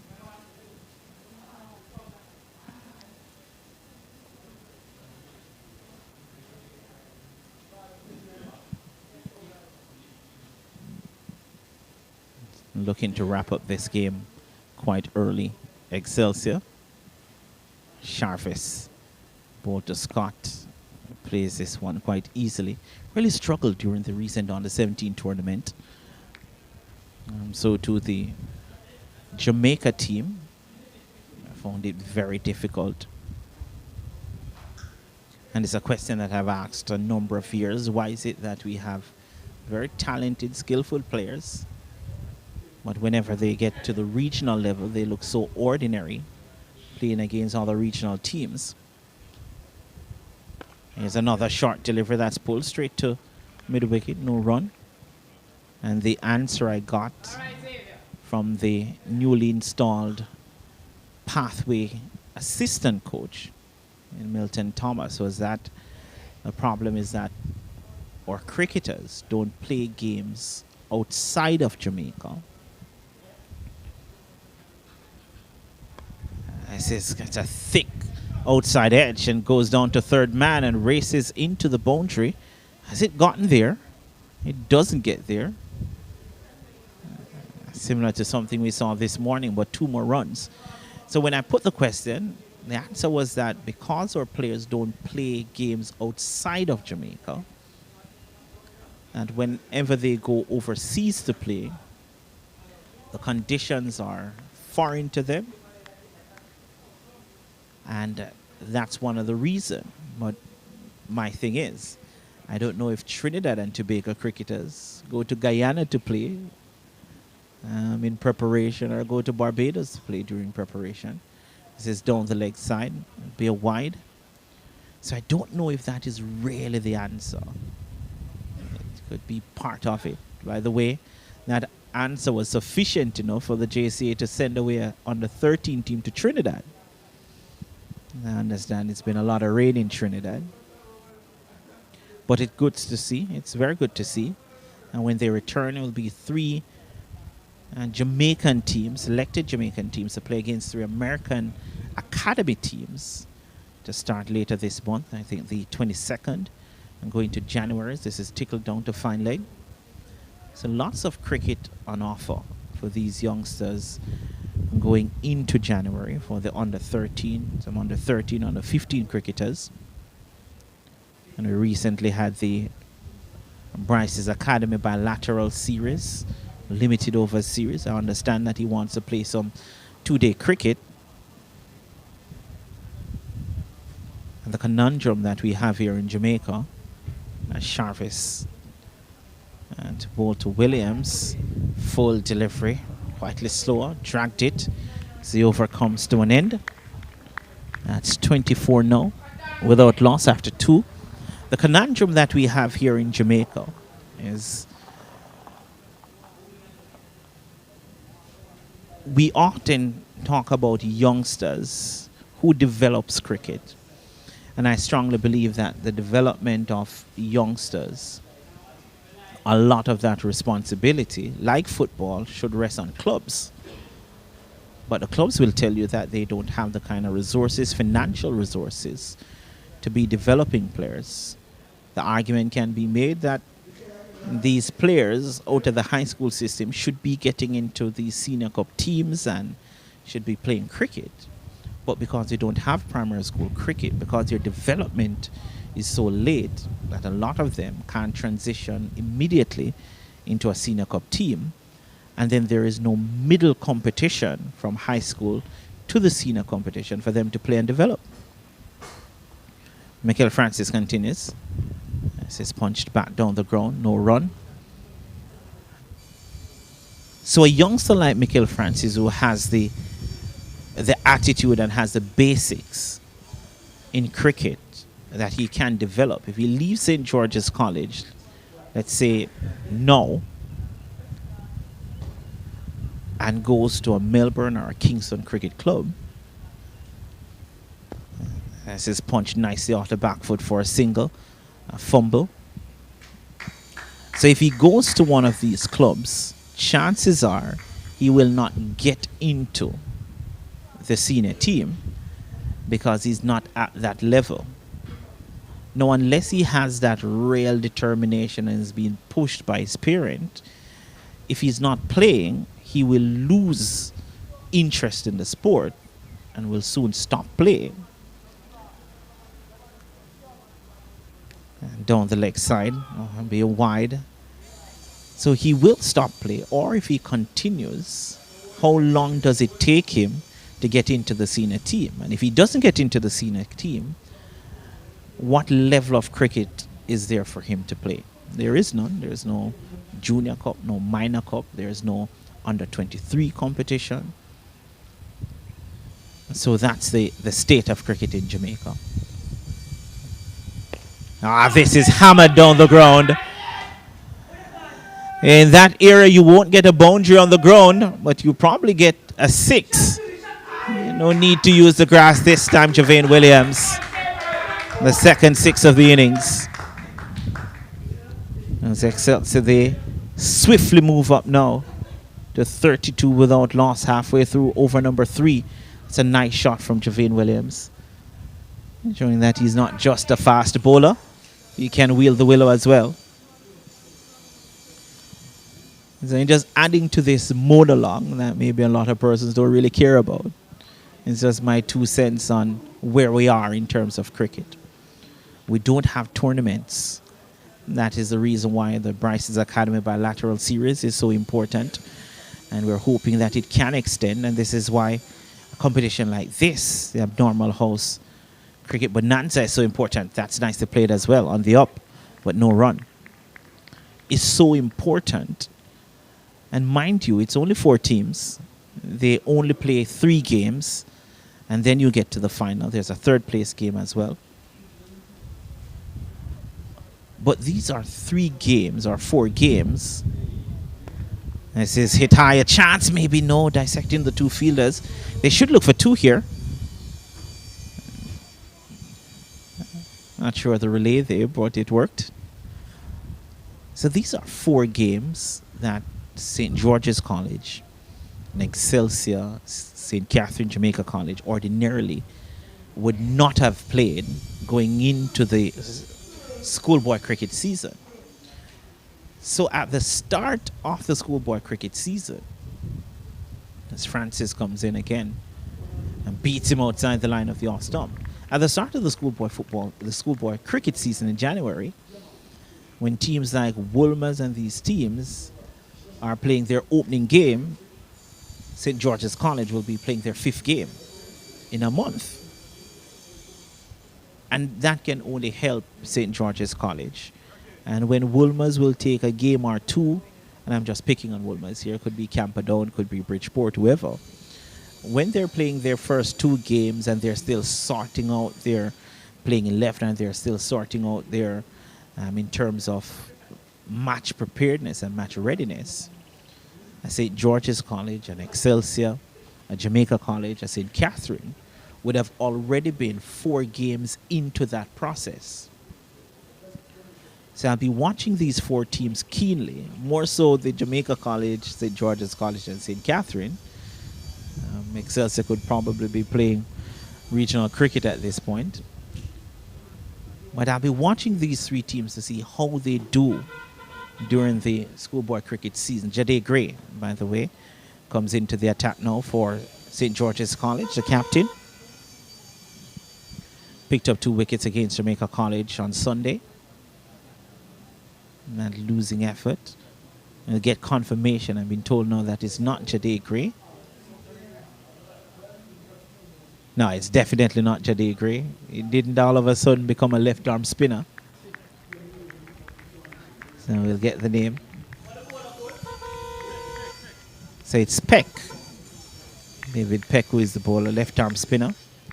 And Jade Gray. I apologize to his father. Right, your son definitely did not start bowling left arm spin, although I don't think QC would mind it. There's a wide down the leg side for Peck. And good to see. At this stage where the game is, the game is lost for St. George's College. So no need to... Jade Gray would have bowled yesterday, giving Peck an opportunity now to have his say. A short delivery, punched down the ground. Should only be a single of the bat of DeMarcus Scott. And just like Excelsior, Dwar got 95 in that game against St. Catherine. Daly got 105, so no need for them to bat today. Nikolai McKenzie got 98. So an opportunity to give Captain DeMarcus Scott the opportunity to go up the order. Javane Williams, the bowler as well.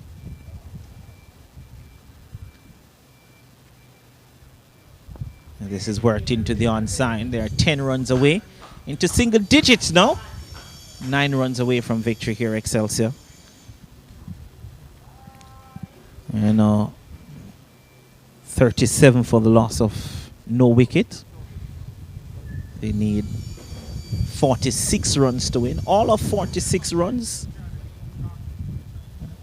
Now they require just 9. Tossed up, driven back past the bowler by Scott. Or a single. And for DeMarcus Scott, a youngster I have a lot of time for in terms of his bowling. His batting has certainly come along. I remember a couple years ago, DeMarcus Scott was probably about 13 or 12 or 13 when he played in that ISA TVJ T20 third place game against, at the time the team will come to my mind, where Excelsior ended 3rd against Manchester High. Picked up a couple of wickets in that 3rd place game. He was about 12 at the time. He has come a long way. His batting has come a long way. DeMarcus Scott. And I believe now he's now probably a little bit more queuing towards being a batter than a bowler, which for me would be disappointing because he's a very handy, more than handy off spinner. So you wouldn't want his batting to take over that part. Could be a very good all-rounder. This is Jade Gray now. I'm almost sure of it. I wouldn't want to apologize to his father twice.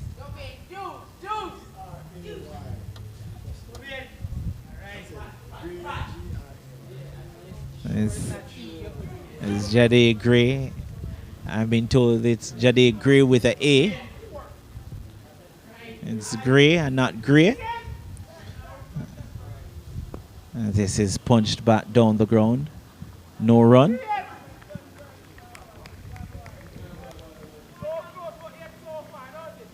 And in talking about Excelsior, a number of Excelsior graduates Players that I would have had a lot of time for. One that comes to mind, oh, this is close. Not out down the leg side. One that comes to mind is Michael Clark, who is, I believe, a very talented cricketer. But persons will tell you that mentally is maybe not there.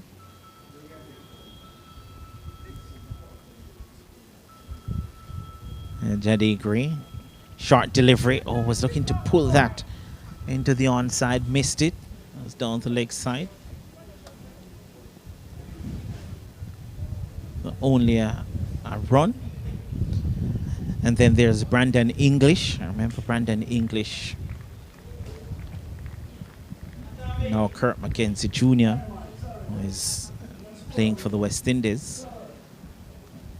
I don't want to say playing for the West Indies. This is nicely bowled. You saw Scott there shaping up as if he wanted to sweep that one down to mid-wicket, but it just wasn't there. Good adjustment from Gray.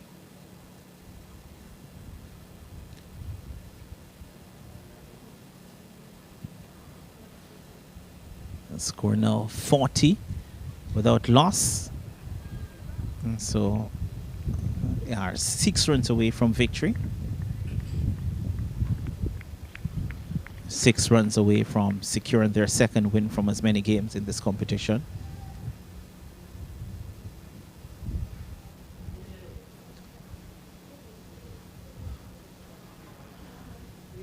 Nicely bowled again from Jade Gray. Nicely played. Another single for DeMarcus Scott. The over comes to an end. That's 5 now completed. 41 without loss.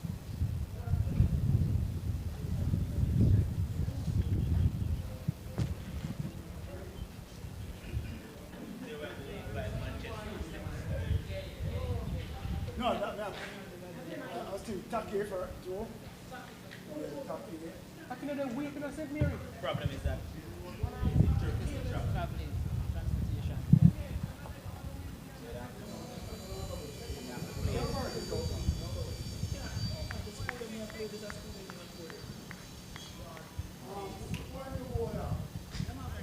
So Peck continues.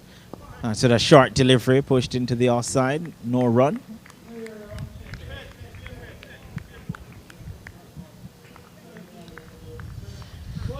So in relation to this tournament, short ball pulled away, and that's gone a long way. It has gone all the way, and that should be the game as well. Excelsior achieving victory easily, a facile victory, 47 without loss, to record an easy win, a 10-wicket win over this St. George's College team, led by Nicolai McKenzie, who picked up 6 wickets. And then DeMarcus Scott steering the team across the line with 33. 27, 47-run partnership, 13 from Javine Williams. The bowler picked up a wicket as well. So really good to see. St. George's College, they will be disappointed in terms of the performance, the effort. But they will have to find some positives. And they will have to pick themselves up. They still have a game to go in this competition. They have St. Catherine to play. And they will have to go into that game purposeful, on a mission, and with clear objectives. That should be a balanced game, St. Catherine against St. George's College. Well, the players meeting, greeting the coaches as well. There's been a tradition of cricket over the years. Excelsior players there should be very happy with the execution As you look at the batting summary here, not a lot to talk about. DeMarcus Scott, 27 from 20 deliveries. And Javane Williams, 13 from 13 deliveries. The new opening pair for Excelsior, 7 extras in that innings of 47 without loss, winning in 5.2 overs.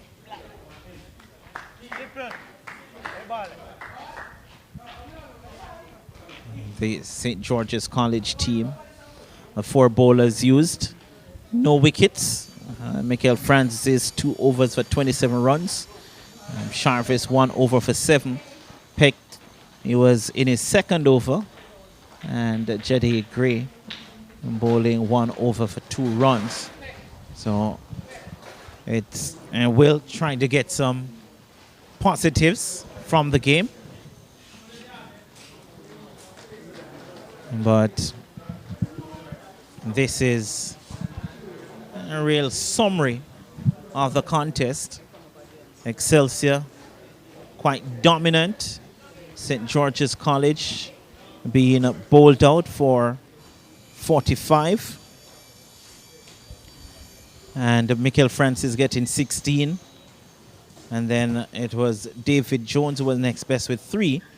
Nikolai McKenzie picking up 6 for 1. That's remarkable bowling and a wicket each for Joshua Walsh, Giovanni Gray, and also Javane Williams. And then Excelsior getting the victory, 47 without loss.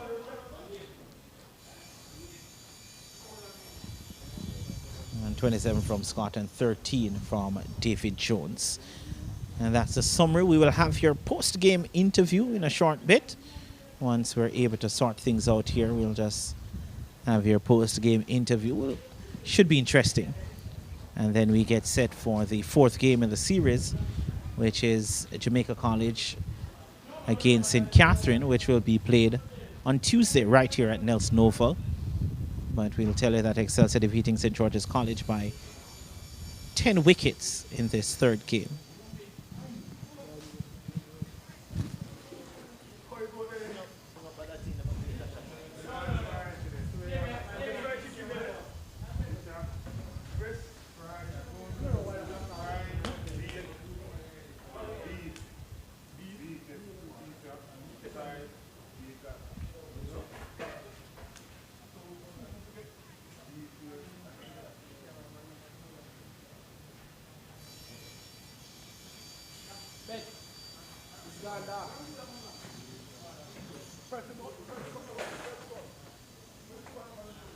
Press what?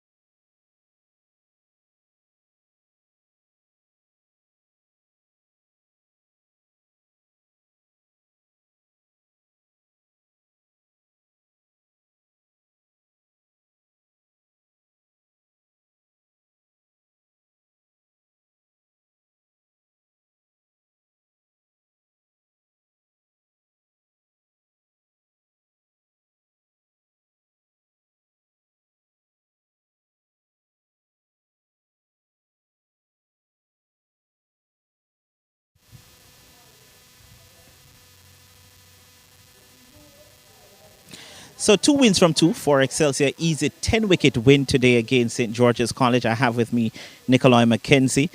This morning I said that maybe the first over you bowl was the first for Excelsior. But is this possibly the first 6 wickets that you've picked up for Excelsior? Talk to me about, one, how the pitch played this morning and what would have been the objectives coming in. This morning became the objective to bat first, but unfortunately we lost the toss. So we got put into bowl. The pitch was a decent pitch to bowl on as well. But when the Pacers, it didn't really offer much to the Pacers. So I had to come on and bowl. Just bowl full and straight on the stumps and execute. How did the ball feel coming out of your hand today? I know the first couple of deliveries were probably not your best, but you settled in quite quickly. Yes, it's my first time bowling back in months because I'm from a shoulder injury. So it was coming out good. So all I did was just try to bowl full and straight on the stumps and either out them LBW or bowl. You got 98 not out in the game against St. Catherine. You picked up 6 for 1 today. We'll probably have to name the tournament after you, but that's for a later time. How are you enjoying your cricket now? I'm enjoying it very well. My teammates here very loving, very caring. So we just go out there, have fun, and enjoy ourselves. That's all. Yeah. Finally, you have a game against Jamaica College to come. Will maybe be your toughest test out of the 3. How do you guys look forward to that now? Just to apply ourselves again, like how we've been applying ourselves throughout the 2 games, and just execute as well. All the best, Nikolai. Congrats on the performance today, and we'll see you in the other games. Thank you. All right, Nikolai McKenzie there picked up 6 for 1 in leading Excelsior to victory today, bowling out St. George's College for just 45. Needed 46 to win, and they got home 47 without loss. We'll be talking to Jade Gray in just a little bit. He's the captain of the St. George's College team. It's been very tough for St. George's College in terms of their performance over the 2 days. They lost to Jamaica College by 7 wickets in their opening game on Sunday, and then losing by 10 wickets to Excelsior today. Jade, first and foremost, it's been tough. 2 games, 2 defeats. You lost by 7 wickets to Jamaica College, and you lost by 10 wickets to Excelsior. But it's still a learning process for a very young team. What do you take from the 2 games? From the 2 games, I can appreciate that we haven't sucked off where the bowling is concerned, because we have been feeling well, but as you can see, the top order is giving us a bit of a challenge, including me, Mikhail, and other 3. So if we just put to our best of our abilities, because even if in JC's game, when we scored 90, I believe that we could have scored at least 150 if we try to do to our utmost best. So hopefully against Catherine we can do that, because I believe that we have the bowling to back it up. It's a young team, yourself included. How important is it for you guys to continuously be playing cricket and to continue to develop your skills? Well, this helps us in a way to know or not enemies, but our fellow competitors in a way. So with this pre-season tournament, we can know what to expect in Grade Shield, under 16 and under 14. Also, with this learning experience, we can know what we can do in training to advance our skills and our talents. And Jade, tough going today, but you picked up 2 wickets yesterday. All the best for your final game against St. Catherine. Thanks, sir. Right, Jade Gray there is the captain of St. George's College. As I said before, they lost to Jamaica College by 7 wickets on Sunday. It was a tough game. They made 89 all out, and then Jamaica College got home. Josiah Neal making 62 not out in that game, and then to lose by 10 wickets to a pretty dominant Excelsior team today. You look at it at face value and think that was a disappointing loss. It was for them, but there are still positives that they can take from it. They're a very young team. At the start of the schoolboy cricket season in January, they would have at least played 3 or 4 games. Not a lot of teams, not just in Kingston, but in Jamaica, will have that advantage, and that is what this abnormal media house Cricket X Bonanza give to these 4 teams the opportunity to play games before the schoolboy cricket season starts in January. We have a couple more games to go before the final on Saturday. Excelsior 2 wins from 2. You would see them in the final. You think that would be good enough to take them through to the final? It's possible that We still could have 3 teams ending on 2 points. Jamaica College, they play St. Catherine tomorrow right here at Nelson Oval. And then it will be St. Catherine up against St. George's College and Jamaica College up against Excelsior. It could very much be the final that we have on Saturday. Thank you so much for joining. It was a short day today, but we still enjoyed it. I'm pretty sure that the cricketers enjoyed it. I'm Renardo Brown on behalf of the entire production crew. Thank you so much for watching. Join us again tomorrow when we'll have game number 4 in this Abnormal House Cricket Bonanza right here at Nelson Oval. It will be Jamaica College up against St. Catherine High. See you then.